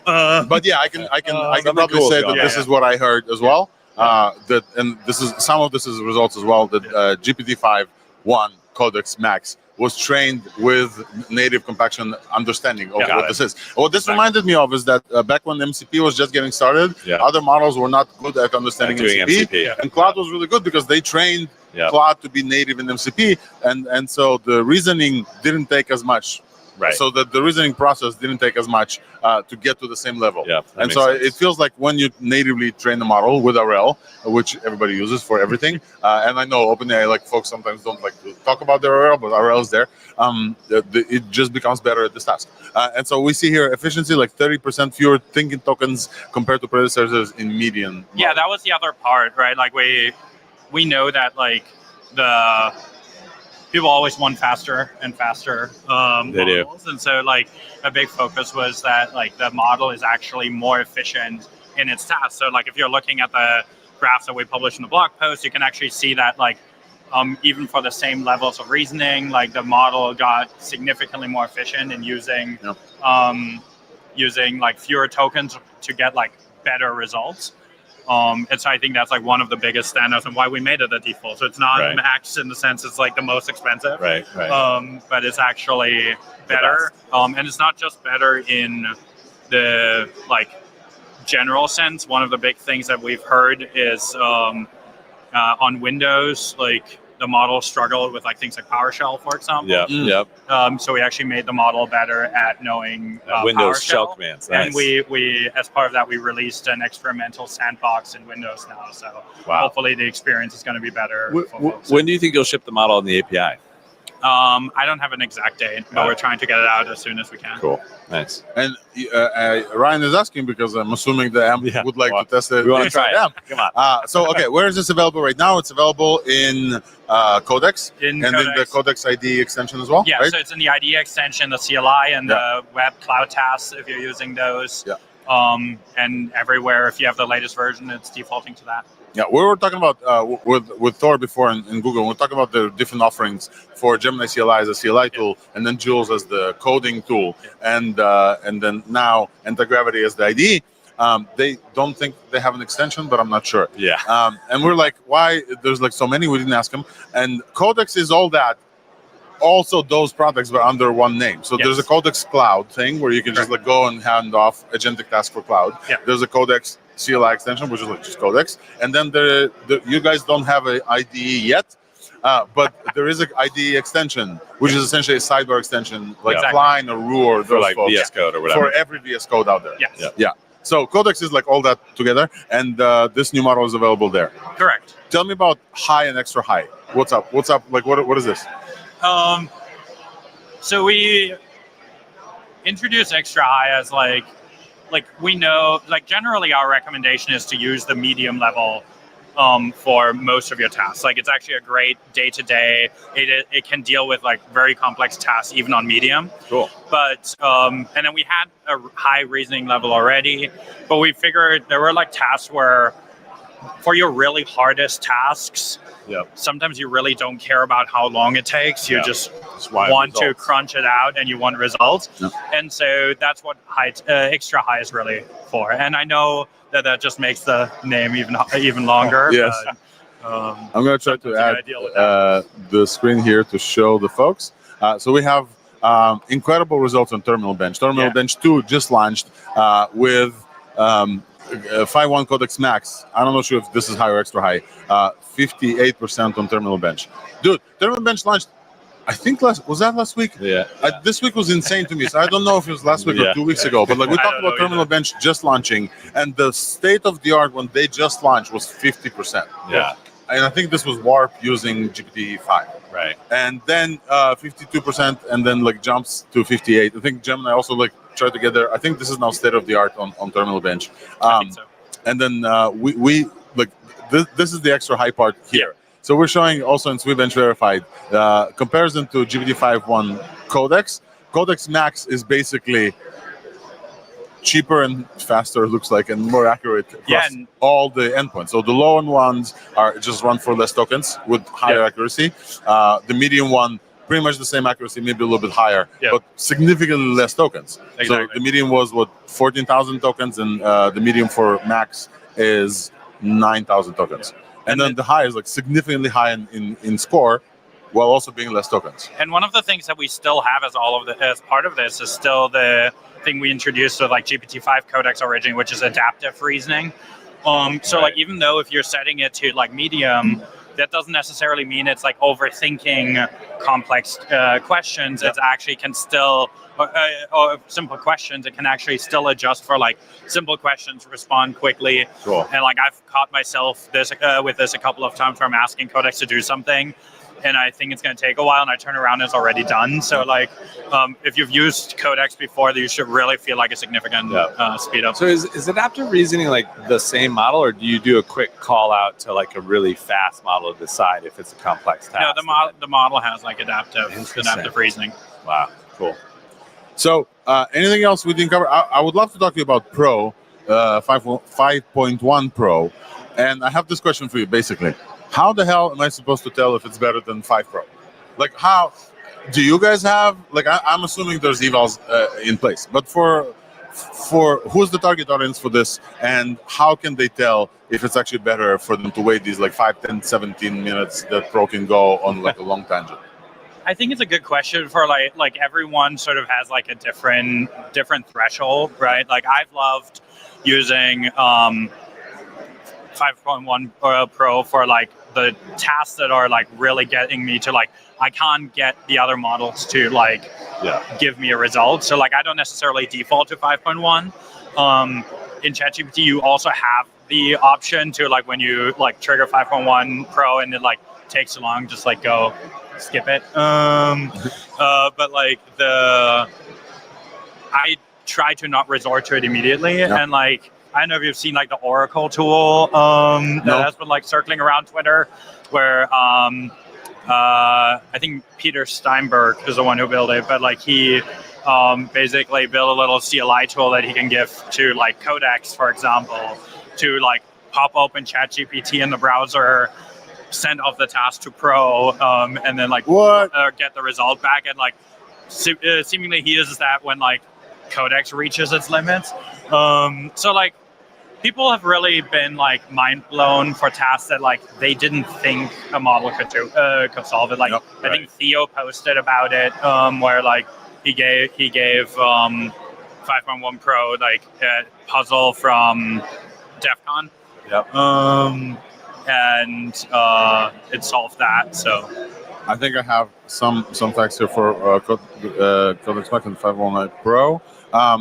But I think just like close out on this and let you get back to the conference. You guys couldn't just let this week slide by, and I really appreciate this. So to summarize the releases, GPT 5.1 Codex-Max with high and extra high abilities of thinking. API is not there yet, but that's coming. But right now, folks can just like use it in Codex and ID extensions as well. And Pro is available. Pro 5.1 Pro is available to Pro users in ChatGPT as well. And that's like a very long horizon running task. And I think LDJ is calling out that group chats are also rolling out. Oh yeah, we launched. Tell us about group chats. Like what's going on? Like why? In what way will we use group chats? I think like the newish feature, right? Like it's fairly new. It's just it just came out earlier. So this like is for a multi-person chat with one AI. Correct. So like you can bring your friends together and like still use ChatGPT. So like for example, like planning a party, or I don't know, like when you're like you've had sort of I don't know, I've certainly had these situations where like you're discussing with your team or with other friends like a topic, and like one of you goes back and like starts ChatGPT says this. So do you tag it? You basically say ask ChatGPT when you want it to. You can just ask like ChatGPT, can you do this? Okay, cool. Is agent mode in there? And by the way, this is breaking news, folks. This is rolling out from what... I was going to say, you didn't even... We caught you by surprise? It came like 40 minutes ago. So, yes, breaking news. I don't know if it is, if agent mode is in there. Okay, so we need to test out agent mode, because like if you wanted to give a task, it needs to go and do some tasks. That'd be kind of cool. Yeah. Wow. Okay. So we should probably open the group chat, all of us, and try it out for Thursday as well. Cool. Dominic, thank you so much for coming up. I really appreciate your ability and like of just jumping on and be grilled here. And we should mention also that you are one of the folks who work on the GPT-OSS release. Yeah, I do. And we cover GPT-OSS. We also support GPT-OSS and the WB inference. And it's a great model. And not only the testament of how great this model is, the anti-gravity IDE that they just released from Google. this is the only open source model that they support. Yep. They don't support any other model, GPT-OSS 120B, in addition to Cursor, I think, to Sonnet 4.5, and to their own model. So that's like super, super cool. Congrats to you on that release. We really, really appreciate it. Like, very happy to have you on the show, and feel free to come back when you guys do more releases. Will do. Yeah. Thanks for having me. Thank you, Have a man. good one. Thank you so much for coming. All right, folks, this has been Dominic Kundl from OpenAI, and we're back. And we're going to bring back Wolfram and LDJ and Yam and see if you guys have comments on GPT 5.1 Codex-Max. I do it. It's a handful to say. It's a lot to say. I can't say that. You can't use this in AMP yet because they just said they don't have an API. But Wolfram, LDJ, Yam, did you guys have a chance to test it out? Oh yeah, I did. You definitely feel a difference. Absolutely. From the first prompt, you feel a difference. It's better. It just understands. I mean, it's like tiny bit better on benchmark, so it's hard to explain what exactly is better, but you feel it immediately. It just gets the bugs. If you have like a bug that you have a vibe, you kind of understand how the agents work. You get a vibe that, okay, that's going to be hard for the agent. All of a sudden, it's just being solved, and sometimes much faster than you think. The previous codex, the first one, in my opinion, it was incredible from the ground up for writing code, but the first one was not talking to you. You just explained something, and he just went on to just do the thing. Sometimes you try to ask it, what is the best approach to do 1, 2, or 3, and you expect for an answer, and it just ignores it and starts to do it on its own. And usually it also gets the code done, but it's not exactly what you wanted. 5.1 solved this. Definitely, you can speak to the model and it responds back. It's much more human-like. It's not human, it's human-like. Human-like, it's not your girlfriend. And the new one, I didn't get a lot of time to test it. Obviously, it was released yesterday, but yeah, you definitely feel the difference. People talk about compacting and so on. The model is so efficient. I don't remember too many times I got to a point where I needed compacting. Unlike other CLI tools, not mentioning names, that are grinding through the entire context in 5 minutes. So definitely go check it out. And 5.1 Pro is a beast, but I'm a fanboy of the Pro series since the first one. Yeah, I think compacting comes. Sorry to interrupt if I interrupted. It's kind of hard to hear, but compacting comes into play on very long horizon tasks. And I chatted with an OpenAI person here during this AI engineer talk, and he was basically saying, "Hey, I ran my like an earlier checkpoint or whatever, obviously the internal one, for a week on and off on my laptop, and off of one prompt, and the exit criteria was, hey, you should get better like at this task or at that task." And I'm just like mind blown that we're at the place where they're announcing 24-hour runs, but we're getting a week worth of like an agentic run of a model. This is like mind blowing. I mean, it's hard to imagine what kind of task is needed for a week. I mean, it's fascinating. It's a lot of compute. I just want to say, I can confirm that I saw a couple of hours myself. I'm not affiliated with OpenAI. I saw a couple of hours myself on the previous version. It's definitely real, and it can power through pretty much anything you throw it in. What was the task that you gave it that was doing that? Actually, an open research question, like I'm doing experiments, machine learning, and so on. And it's an open research. You got experiments results, and you want to, go and experiment the next session of experiments. Where you're going to how are you going to understand the research question that you are into? And it's completely open. The result is not online. And it just went power through for like 2-3 hours. And I thought it's gonna crash. I thought the terminal is frozen or something. I see that, the ticking timer just goes up and up and up. And it came up with an answer. And I saw it went online, read the papers, checked my code, checked the results. It actually did work did like heavy lifting work for 2-3 hours. It was pretty incredible to see. Crazy. Actually, yeah. Mm-hmm. So, folks, I want to kind of like take a beat here and summarize what we just kind of like covered on the show so far. Obviously, we had Dominic who's on OpenAI, working on the OpenOSS model, and he talked to us about like the Codex and Codex-Max and the GPT-5 Pro stuff. Before this, we had Thor. I was almost slipped and said Thor from 11 Labs. Thor from DeepMind, who just joined, but basically helped us cover the Gemini 3 release. And we also barely, but we covered a little bit of anti-gravity with their agentic release. Gemini, Google released a bunch of other stuff as well. We have to talk about Nano Banana Pro. We talked about this in the beginning, and then the show crashed. Like we really have to go and generate some stuff live on the show. Also we had Swigs, and Swig covered the AI engineer. This is a big show. But the week began with the folks from Grok and why am I can't switch cameras or something? Okay, it's fine.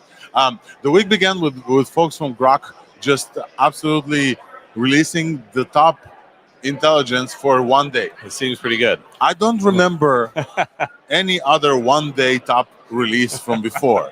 I think there was one, but I'm not it's not coming to me. I don't think he is, because they didn't tell other labs about this necessarily. It didn't even come up with an API. But Grok 4.1 is the new release from the folks at XAI, and it's really, really, really good. And so they actually followed up with another release just yesterday with Grok 4.1 Fast and agentic tool capabilities. Let's take a look at this, because I think it's really, really worth taking a look at how the release was posted. So give me a second, folks, to pull up this here. Grok, let me see, XAI. I'll pull up the kind of the official thing. It's easiest. Yeah. I will ask this before, folks. Do you guys use Grok at all for anything? And if not, why not? I'll go first. I tried it. Go ahead. Yeah. Go ahead. Yeah, I tried it today, and I must say that the search, the X search is great. It can also search Reddit, by the way, which many other models refuse to do. It just search Reddit out of the loop. But the results, at least that I got, were good, but just not mind-blowing as you think you would get when you see the benchmarks. Yeah. So I will highlight kind of the releases. So again, two models, Grok 4.1, which is kind of the main one. They did a thing that I didn't appreciate, and I think I called it out last time, because they just kind of updated it in place on the Grok thing, and then they just showed that people prefer the previous Grok. I like checkpoints. I like to be able to know which model I'm talking about, but you get 64% win rate against the previous one. And I think we kind of covered this already a little bit. And then for one day, Grok 4.1, which is a 0.1 release, not a full 0.5 release or a 3 release from Gemini. It topped LM Arena at 1400 ELO score. So 1483 for Grok 4.1 thinking, and 1465 for Grok 4.1, which is basically the top of LM Arena for a day. Because then Gemini came out with the first, I think, 1500 above ELO score. And Gemini 3 just kind of dominates this. I haven't seen GPT-5.1 Pro Max. Codex-Max. Pro Max is the iPhones, Ryan. Are you getting confused? What's going on? I haven't seen the GPT-5.1.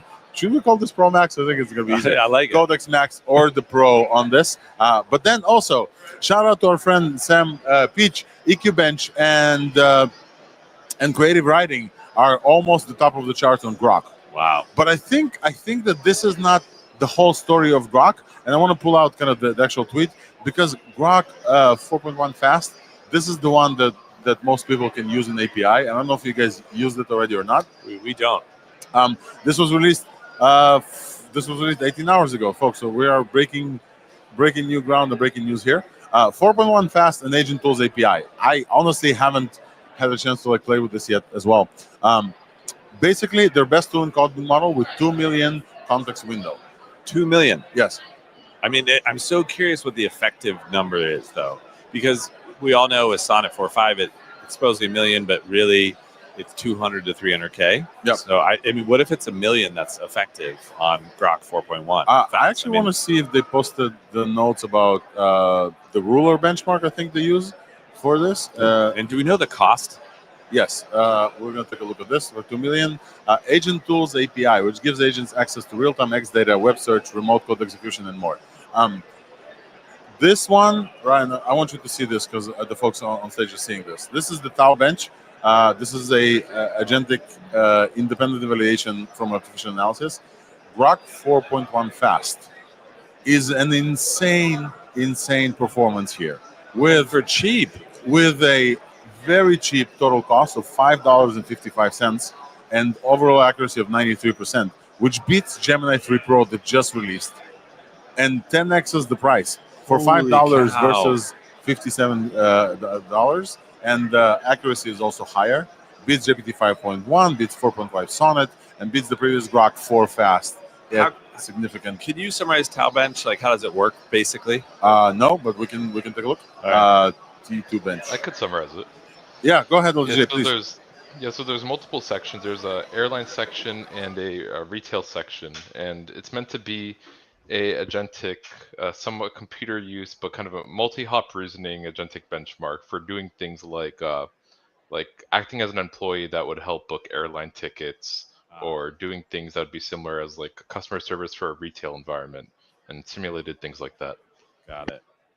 That's super cool. Thank you, LDJ. And then the performance on this is just like absolutely crazy. State-of-the-art tool calling. So we talked about the Gorilla benchmark. Nistan, I think, left already. LDJ, but like we talked about Gorilla a bunch of times. The Berkeley function calling V4 benchmark. Basically, the ability to like use a bunch of tools at the same time, anonymous for over a long time horizon. This is also an insane chart. Gemini 3 Pro, which just released again, is around, the total cost for this is like $234 with 63% accuracy. Grok 4 Fast Reasoning is what, like 10x the price. It's almost hard to believe. 10x cheaper with 69% accuracy. So like, the accuracy is really, really high. And I think XAI is really cooked with this one. And I think that all of the labs have cooked this week. And everyone cooked in like a completely different thing. So multi-turn long context is also high on GPT 4.1 Fast.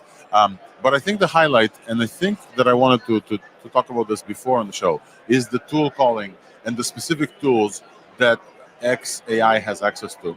Because previously I said maybe for many labs, Grok is maybe not the best choice because of how it's uncensored. Right. Blah, blah. Yeah. But the fact that it has access to X means so much. Right. And I showed my agent here before on the show, and you folks probably saw the agent that I have with NA10. And I was able today to take 4.1 Fast and implement this instead of like 4, the previous one, with the same calls. And the agent goes and does real-time research on X.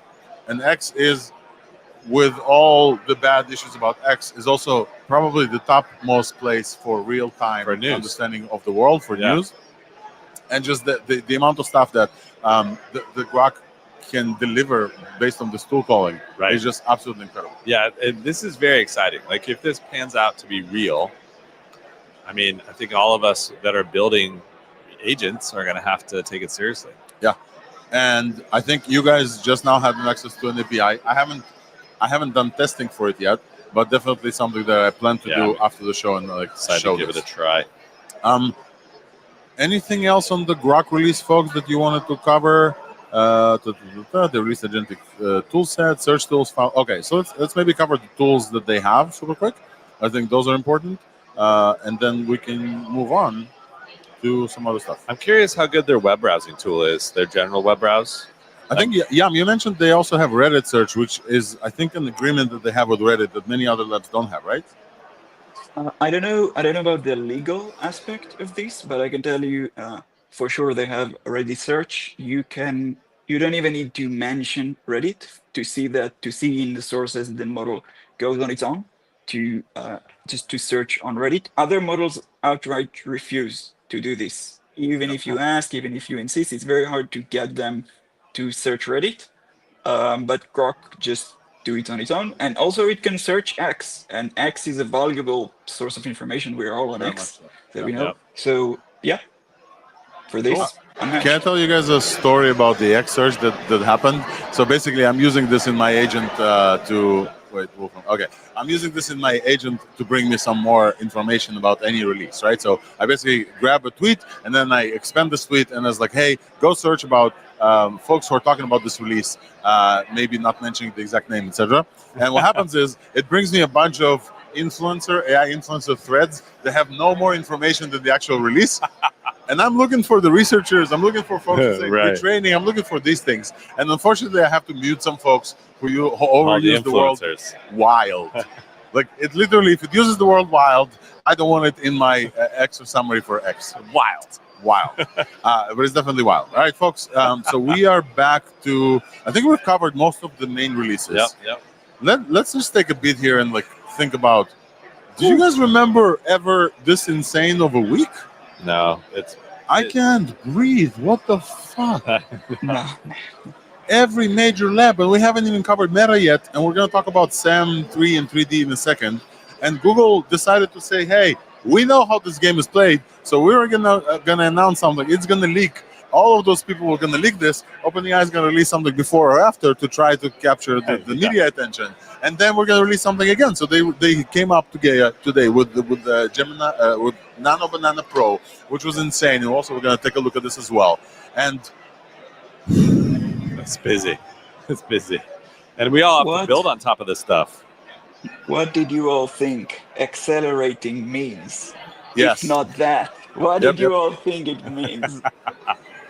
Wolfram is wearing his Christmas hat because this is the AI Christmas. Although I think that the actual AI Christmas is coming soon as well. So I think that we're going to have that as well. All right, folks. What's next on our agenda? Short this week's buzz. Let me award from our sponsor super quick, and then we're going to talk about. Don't go anywhere because we're going to talk about SAM Segment Anything 3. We're going to show you a visual example of this, and we're going to play with Nano Banana as well. So don't go anywhere. We're going to do this week's buzz super quick. And we're getting a hello from Michigan, USA, from Blank. What's up, Blank, from Michigan, USA? Welcome to the live show. All right, this week's buzz, and we're back to it.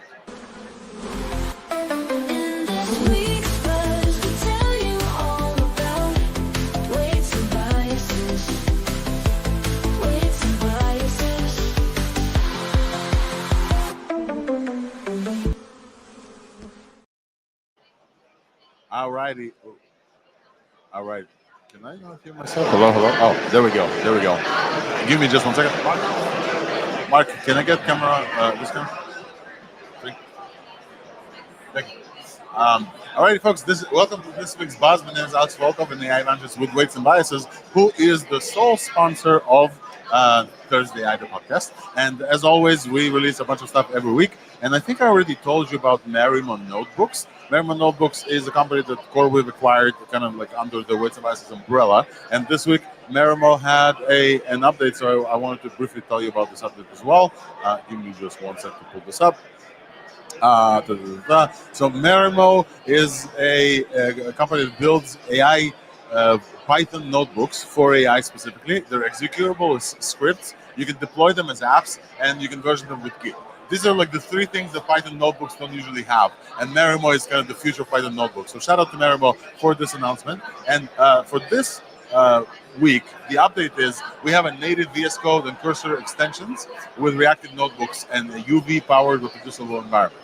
If you've done any Python development and you haven't switched to UV, you know that you're not going to make it, basically. Virtual Env and all those folks are not the place. UV is how to live your life as a Python developer. And Merimo brings a native integration into Cursor, VS Code, and also UV. So this is kind of like, this is your small update from us. I can see if I can show you. No, I can't show you the 6-minute video, but it's very easy to install. You just install it from the Chrome extension notebook. You open a Merimo notebook and then open the tutorial. The integration is right there, and it's really cool. And then also there's a native VS Code GitHub Copilot working inside the notebook. If you ever tried to do a Python notebook, you know that until like Cursor brings the support for this, the AIs, they lose their shit. They don't know which cell to execute. They don't know if the cells are executable. They try to do the diff tool. The diff tool doesn't work. Like it's a mess. Yeah. So this is a really big deal for somebody who wants to like use notebooks, smart notebooks like Marimo, but also like work with AI. So this is a shout out for Marimo team. If you are here at the AI Engineer give me 1 second. If you're here at the AI Engineer, we with the Marimo folks will join us on the booth. Speaking of, let me just turn around so you see the logo of Weights and Biases, representing Weights and Biases. We are here at the AI Engineer. We're a gold sponsor of this event, a gold sponsor of the AI Engineer event. If you're listening to this while you're here at the AI Engineer, I don't know why you should. There's so many talks going around, but if you're here, or if you're joining tomorrow, please come join us at our booth. We have a RoboDog. We have a thing here somewhere that you can win, a $4,000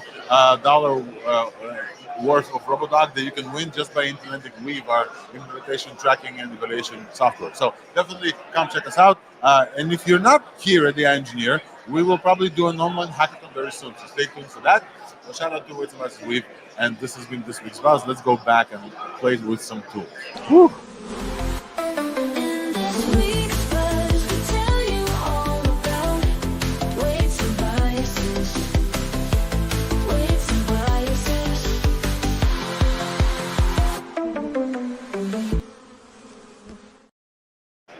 Alrighty.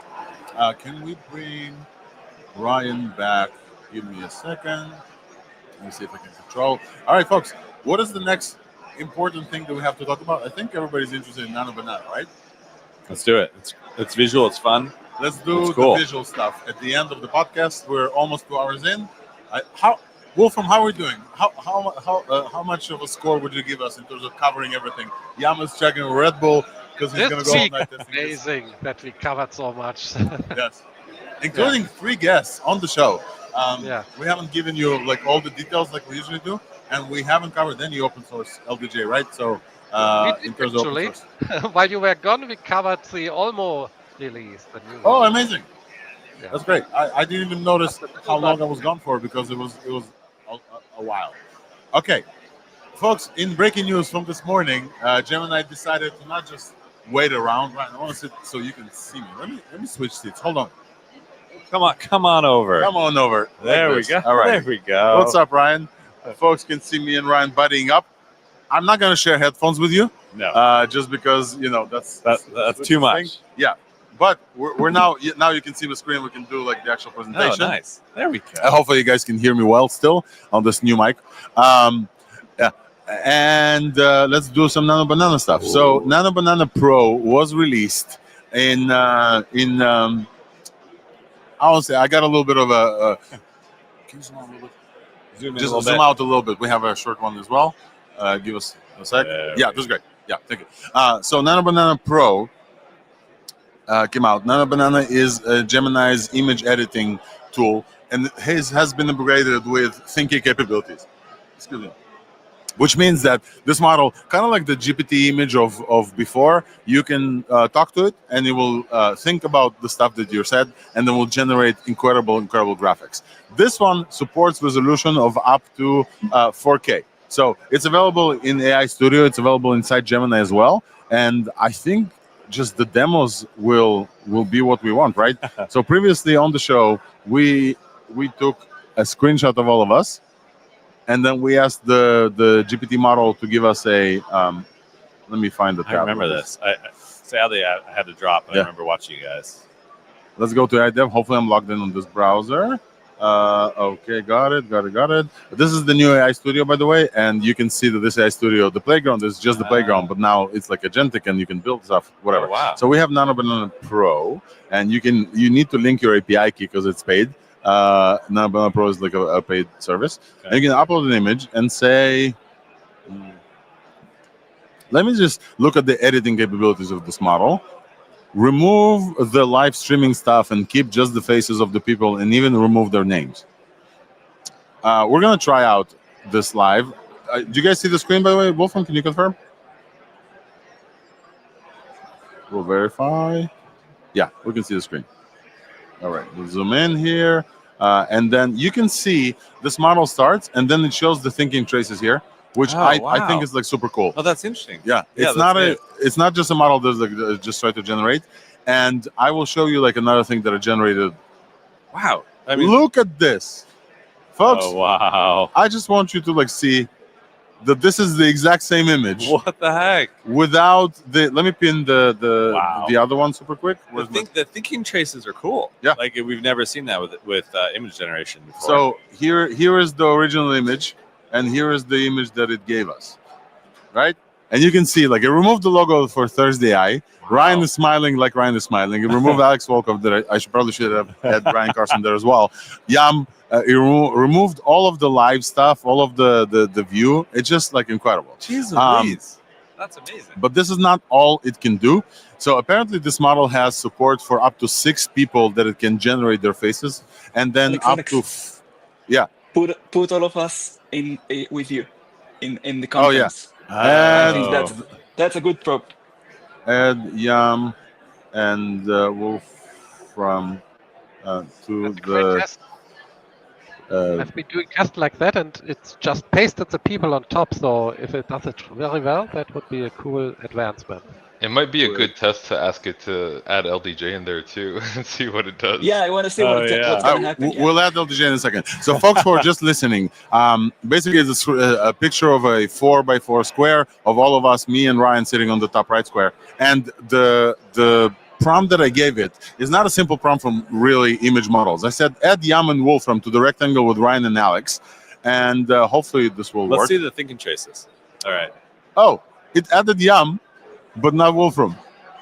So it says, I'm currently working on combining different panels to create a single image. My initial thought to use image 1, blah, blah, blah. Okay, so it did something. It took Yam and it added Yam with us. And this kind of works, but it did not. It's not bad. It's not bad. But it also replaced LDJ with another image of us. But also Wolfram, it kind of like worked in your face. Wolfram doesn't like you. Yeah. And this is the resolution is 1K. One other thing that this does, let's actually try something else. It has access to Google search. It has grounding. So if you you open a new chat, you can ask it for like infographics for like very specific things. And here is an insane prompt that ChatGPT came with, based on the notes for this week's support. So design, I'm not going to read all of this, but I'm going to scroll through this super quick. It says, design a high-end vertical promo infographic poster for a tech podcast episode. The episode is titled Thursday Eye, and blah, blah, blah, blah, style polished, and then composition. At the top center, place the main text in bold. Then beneath that, a tiny line. And then in the center of the poster, create a large glowing circular AI core symbol. And then include those panels. Google panel, XAI panel. I need just one XAI, so let me remove this guy. Okay. Because like it does it twice for some reason. The prompt adherence is absolutely crazy. So OpenAI panel and the Meta, and then robotics panel as well. We should probably talk about Sunday. This prompt was given to me by GPT-5 Pro, I think. Okay. And when I hit run, and you can see this prompt is like insane. It has a bunch of stuff. This model will start thinking through all of this. And the last time I did it, Ryan, this is 1K resolution. I probably should go for 4K. The last time that I did this took 80 seconds. And the result of this was just like absolutely incredible. What is temperature, like I know what it does, but what effect does it have on the model, on image generation? I think it already, sorry, so 1 second. It already generated with 25 seconds. I wanted more, so let's take a look. Okay, so this is what they generated. It was fairly quick. The Weekday Labs blinked. Here's the Nano Banana Pro, the Google Gemini, and the Gravity. And you can see like the text is not like super sharp. And we can go and upgrade the resolution to 4K and add my face as the, no, actually no. Got another prompt? Yeah. Add all these folks in a cartoon stylized somewhere in the infographic as hosts. Let's try to add all of us here. This may fail, but basically the model is really good at multiple image references. I think they set up to 14, which is crazy. So you can like upload the image of I don't know, a logo, another logo, a bunch of logos, and it's really, really good at infographics specifically. They highlight the infographics and text, which is nearly perfect. Wow. And you can take a look at zoom in here. I don't think the text is garbled anywhere. No, Google Gemini 3 Pro anti-gravity, 1 million token model output generative. Yeah, this is perfect. This is perfect. And you see the 3D? Oh yeah. You see, like it just came up with what the model does. Grok 4.1 fast and agent tools. It came with like an agentic thing. Wow. This is good. Standard robotics. All the text is fully perfect, including kind of the Thursday logo. Wow. But now I want to generate the 4K thing, and I don't know what it did here. But hey, Wolfram and Yam, this is Nice. okay. So we're gonna show this to folks. This is in 4K resolution. I think it combined me and you. This is your hair and my. We're looking my good. face. Or is this only you? I don't know. No, but this is definitely my jacket. This is What happens Wolfram. when you get too close to each other? Yeah, That's good. this is LDJ. That's great. And this is Yam. That's very It didn't do what I wanted, but I gotta understand like what it tried to understand. It might be the temperature, you know. You're in high temperature. yeah. It might, yeah. But do you realize what's going on here? Why we have an image model that is thinking? You see it in the top right corner. Nano Banana Pro is actually Gemini Pro image preview. So they put the Nano Banana on top of Gemini. All the text, that is Gemini. And the images, that is Nano Banana. Wow. And the reasoning is all Gemini, yeah. I mean, people are going to have so much fun with this. I think the 4K resolution is the biggest thing. Go ahead, Wolfram. You can actually put a picture in and have it analyze the picture, and Gemini will output this. So, for instance, you don't even have to output images. You can talk to it about the picture. That also works. Gemini is there. The thing that I noticed as well is that because it's like native 4K resolution, this is an upscaler that you can just like give it another picture that's not 4K and say output this exact picture with 4K and we'll just like upscale this with no loss of detail. It's crazy. All right, we're gonna wait for this. Yes. One thing we should show, since we are in AI Studio, or in the Gemini app, they have this new dynamic pane view that has just been released. That is also super impressive. That would be also... It's in Gemini? Let's try. Yeah, go to the Gemini app. Yeah. Then just go to the plus at the bottom, where you can pick create images. There should be a dynamic view. Oh, I don't think... Do I have create images? Yeah, I have create images, yeah. And dynamic in that, there should be a dynamic view with a lab symbol. That is very new. I don't have a dynamic view. You don't have it? No. Below canvas and so on? You want to show this? Yeah. That has been the most impressive thing I've seen in a while.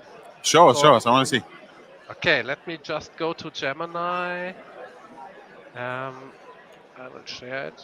Just go on and I will tell you when it's ready to be shown. All right. We're going to wait for Wolfram for a little bit. I will just shout out that like this Nano Banana Pro is available across everything. You can use it in FAL. Shout out to FAL, our friends. It's available to AI Studio. You do have to pay for this. This is not like free completely. Right. To Gemini Ultra, I think subscriptions and some other folks. Let's see what else am I missing here from my notes about Nano Banana Pro. It is absolutely insane, but I have notes for this. I can't wait to go home and play with that. Yes. Oh, the most important thing is Synth ID. This model is now watermarked, and they have a tool that you can upload images to their Nano Banana like interface somewhere and ask whether or not this image was altered or generated with Gemini's thing. It's called Synth ID. It's basically a safety thing. And it's invisible to human eye, basically? Yeah, it's completely invisible. And then the Gemini app will verify if those images were Google generated. And AI is generated, they built it with like 20 billion parameter AI generated items watermarks in 2023. Wow. And also the C2PA rollout, all images generated across the board from all these labs will be tagged with C2PA metadata. I think Sora is metadata as well, and you'd be able to verify if nobody stripped this metadata. You'd be able to like concur that this is real. Wow. Wolfram, you ready for a demo? Yeah, I'm ready. So can you zoom in, please? Yeah, I will zoom in a bit. And what I did is just enable in here the dynamic view. Yeah. It's a new feature. And Is I this can the say, generative UI? yeah, it generates now. It's Yes. what do you want to see? Something about Thursday AI, something about the latest AI news? Let's do. Are you telling you what to see? Let's do 4 panels of the top AI news from last week. Let's do that. So let's just do it with a simple prompt like this. Okay, so folks who are just listening, we're seeing Wolfram's Gemini screen, and he has a dynamic view. And I'm pretty sure the dynamic view is this generative UIs thing that they released. But for some reason, I don't have access. I think I'm caught into like a early cycle, whatever. Right. Basically, Gemini will generate, if I'm not mistaken, this is what it is. Gemini will generate mini apps to show you the responses of its search inside Google. Is that it, Wolfram? Is this the thing? Yeah, that's what it's And doing. it's crazy. It's because we're in the area of like generative UIs. Every UI that you have seen until today was created by a designer and crafted by a user somewhere. Yep. Besides the stuff like Lovable, etc. Right. And this is like on the fly, just in time UIs. Yeah. We're waiting for this.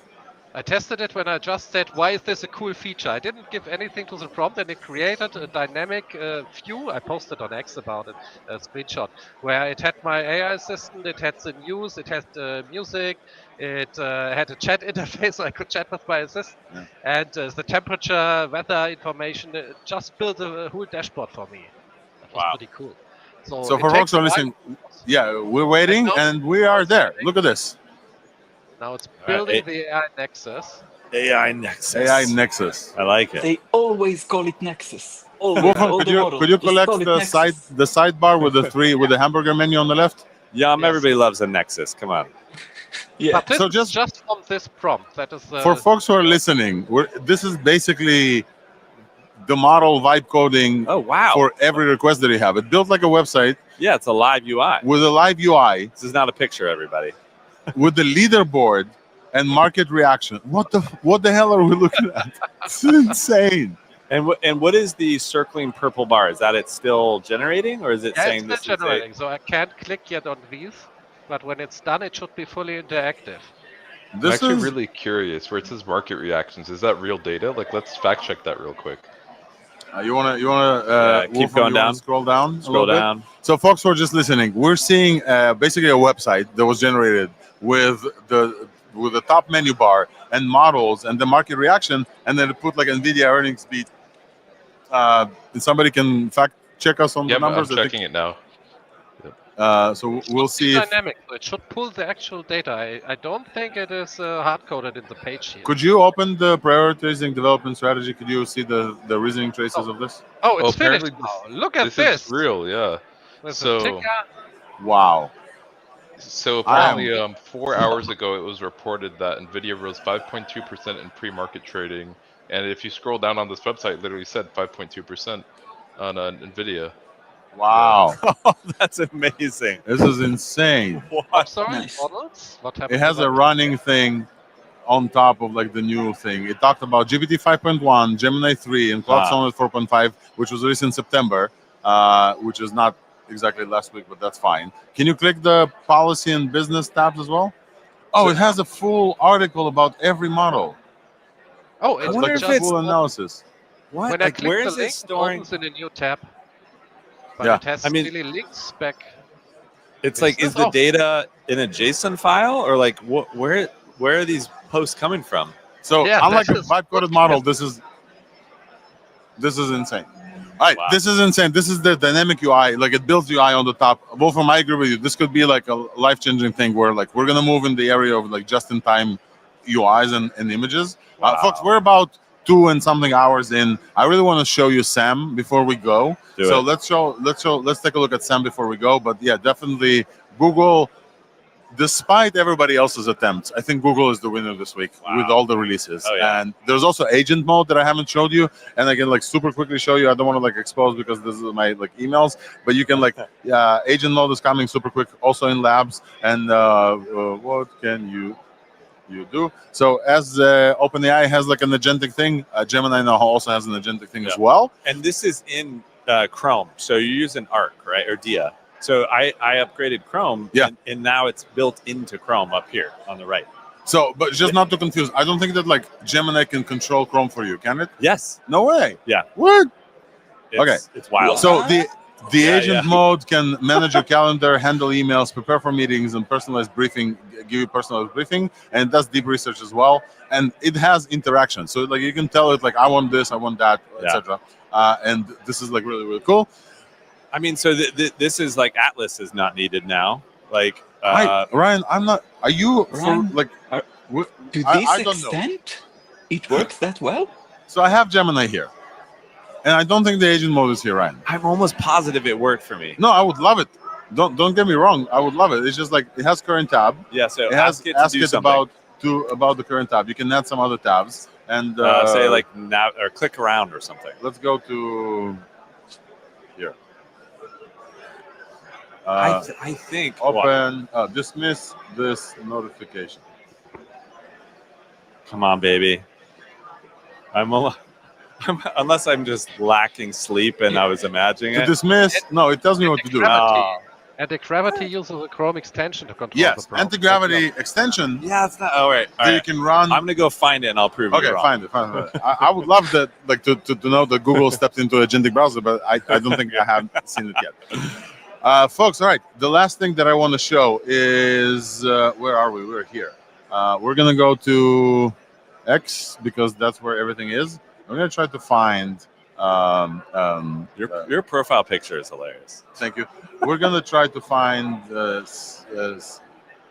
segment anything model SAM3 and 3D, and Sam Altman shows up. Okay, hopefully you guys can see my my screen. So here's the extent of how good this model is. There's a viral video from Sora that cat is playing like different instruments on the porch, and then the woman comes out and says, "Don't play this." They just segmented. They just segmented the cat, and you can see how insane this is. Because like this is an AI-generated video fully, and only the cat is segmented, and the woman comes out, and you can see the label here, "Cat playing piano." This is a like a live text label that people just type. Cat playing the pipes. You can see only the cat is. This is insane. That's amazing. Insane. It's so good. Okay, so I want. Ooh, okay, I want to like show one more example, but I want us to like go to the actual playground. Okay, do it. SAM3 stands for Segment Anything Model, and the playground is absolutely bonkers. And Meta released Segment Anything Model and Segment Anything Model 3D. So let's take a look at. Oh, playground. Yes, let's take a look at the playground. Try it. It's just absolutely mind-blowing. So you can do video cutouts. Let's take a look at the video cutout. We can take an example video of this. And on the left, you can search for objects. And I think one of them is a golden retriever. We're seeing like a bunch of dogs. And then we can say golden retriever. The model will search for a golden retriever and segment only that. So this is a model with intelligence. It's not like, we can say white dogs. White dogs. It should select 3. And it selects only the 3 white dogs. Wow. Bro, this is absolutely insane. But then the insane part is fast. It like you can hit, where's the search entire video. Oh, and you play it and it will. And then it will segment them across the entire video. Oh my. And I don't know if like new dogs that will come in, they will know about them or no. But I think there's another Labrador, so we can like pause this. It needs to go to the whole video to search. Wow. But it only show. Oh yeah, the new white dog just showed up. Wow. Behind this white dog. Do you guys see behind the Labrador? There's a white dog. Yeah. And it segments only between the. This is insane. Wow. Look at this. And it shows the object, and you can like refine them. You can also say. So we kind of seen this, but this is like a one-shot language-based segmentation. Jeez. And there's a bunch of other stuff that you can do here, but also the 3D scenes and 3D bodies is the ultimate novel thing here. I so only we see can upload. post on X. I don't see what you are talking about. Oh, you guys are not seeing all of this? Oh, my bad. Oh no! Wolfram, you should have said before. I'm excited about this. Okay, my bad. This is my bad. Absolutely, because I opened a new tab and you guys are here. Darn, sorry. We were looking at videos of dogs. Yeah, so we're gonna cut this out in the podcast and we're gonna start getting excited again. Ryan, you haven't seen anything. This is so, insane. Folks. Can you now see the playground? Yes. Okay, So this is the meta segment anything 3 playground, and we can take video, and we can take a video of these dogs, and then we can say in natural language here on the left to segment only Labradors. Labrador. We own the playground, not something on the left. Wait, again, you can see the right thing? You see the playground and the feature templates below. Oh my God, it keeps opening a new tab for me. Okay, Wolfram. Like this? No. You know what? Let me just share the screen. I think it's easier. Apologies, folks. Live stream, and I can barely reach my laptop here. But we'll make it work. Share screen, easiest, entire screen. We don't need movies for this. Okay. So we are going to playground here. This. So you see a video of dogs. And you can see there's some white dogs and some Labradors. So we can say trees and segment out the trees. And this will do it only for this one shot.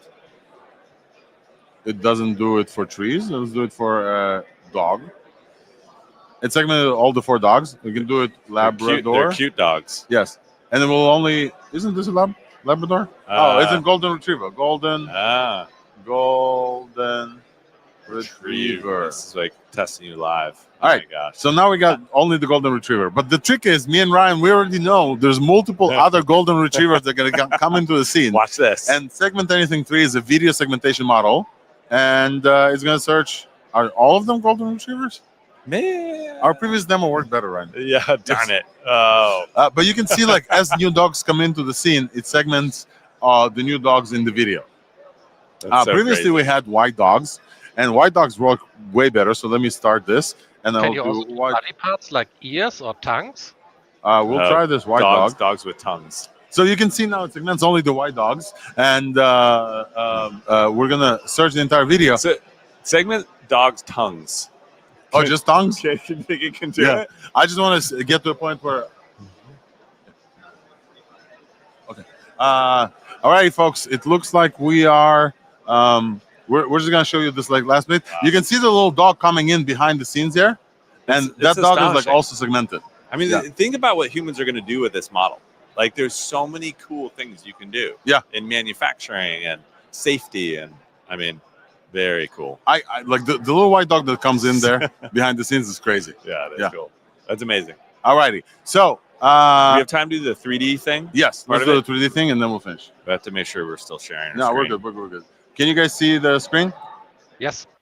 All right. So unlike the world models that like generate from one picture like a 3D, they usually generate like a Gaussian splat. This one, add subtract regions. I'm gonna play with this. Oh, interesting.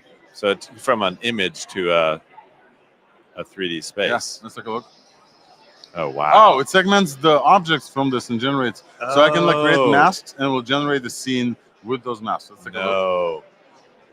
So we're seeing, for folks who are just listening, we're seeing an image of a like a generated AI image, and then we're clicking different objects in the image. It will create them as 3D objects and put them in a 3D scene. That's crazy. Yeah, this is insane. Wow. I think you have to hit generate 3D down there. Yeah. Can you upload your own images or just the demo image? We can upload an image. Yeah, we can add objects. And then can you scroll around so people can? Yeah, it's just it will generate them. So this is the pattern from the image in the 3D version. That's You crazy. could upload the image you had of us without the overlays, the one you created with Banana. I don't know how to actually do this, Can Wolfram. create us. I have no idea how to do this. Yeah. So this is segment anything 3. The bodies. I want to show you the bodies super quick. I want to show you the bodies because I tested this one out before. So here's a screenshot of us here from AI Engineer. We're gonna wait for it to upload. You can do it.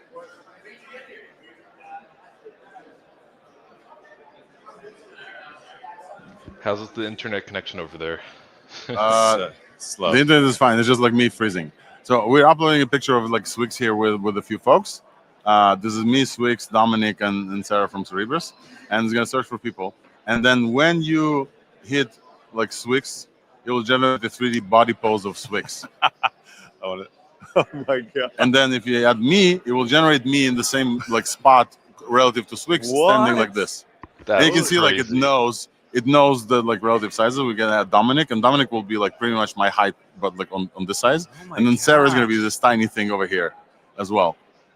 That is which she's crazy. leaning in. It's absolutely bonkers. Can you move people around? Is that no? This is like a 3D scene, and then you're gonna have to like export this as a 3D scene to recenter. That's so crazy. This is just like one other thing this week. Every other week, we would be stuck on this for I don't know, for like so much good stuff. For so much, yeah. Alrighty, folks. Woo. Should we land this plane? Should we try to land this plane? I think so. I'm not even gonna do a recap. There's like so much, but basically. We had 3 guests on the show. Feel the AGI, feel the acceleration. We had 3 guests on the show. We had Swix, we had Dominic Kundl from OpenAI, and we had Thor Chef from DeepMind and Gemini. Ryan Carson and I here are the AI engineer. We talked to you about Gemini 3 Pro and anti-gravity the agentic ID. We covered, we didn't cover robotics. We covered the Meta SAM and SAM3D that we just showed you. We covered XAI's Grok 4.1 and 4.1 agent tools and the X-Search API as well. We covered Nano Banana at length with SynthID, and we even talked about Merimo with native VS Code extensions. We didn't even mention the huge deal that Microsoft and NVIDIA did with Anthropic for like $14 billion, because that in a week like this seems like not really like huge news. But we really appreciate your time. We want to shout out Swix for the support in the engineer here as well. Yes. Ryan, thank you for joining. Wolf from Yam and Nissan was here for a bit. LDJ, thank you guys for joining. And everybody live that joins us just on the live stream, thank you so much for joining. I'm really hoping that you guys see the value of Thursday AI every week, because weeks like this, it's really hard to keep up with everything. And this is what we do on purpose. And we're here to make sure that you don't get behind. Weeks like this is really difficult as well. And I want to thank you. So like everybody watching, Alex works his tail off to do this. Yes. I mean, and so I want to thank you. You really deserve it, man. Like you make this thing happen. Appreciate you guys. Thank you so much. And appreciate everybody who tuned in, who commented. Really, really thank you. A huge shout out to all of you. If you missed any part of the show, the other part that I do after this is I edit it out to a podcast and a newsletter. So that's going to come out hopefully today. I haven't missed one Thursday today, even though today is going to be difficult. I will use AIs, I'm not going to lie to you, to help me do this job. And subscribe to Thursday AI everywhere you get your podcast if you missed it, newsletter and a podcast. And we'll see you next week. Probably not live, but probably from our own studio with a bunch of other news as well. Thank you so much, folks. We're going to conclude the stream for today. It was incredible. Ryan, thank you so much for joining, man. Amazing. Thank you, Mark, for helping us behind the scenes here. And thanks for your engineers and everybody who joined. Bye-bye, everyone. Cheers. See ya. Bye-bye.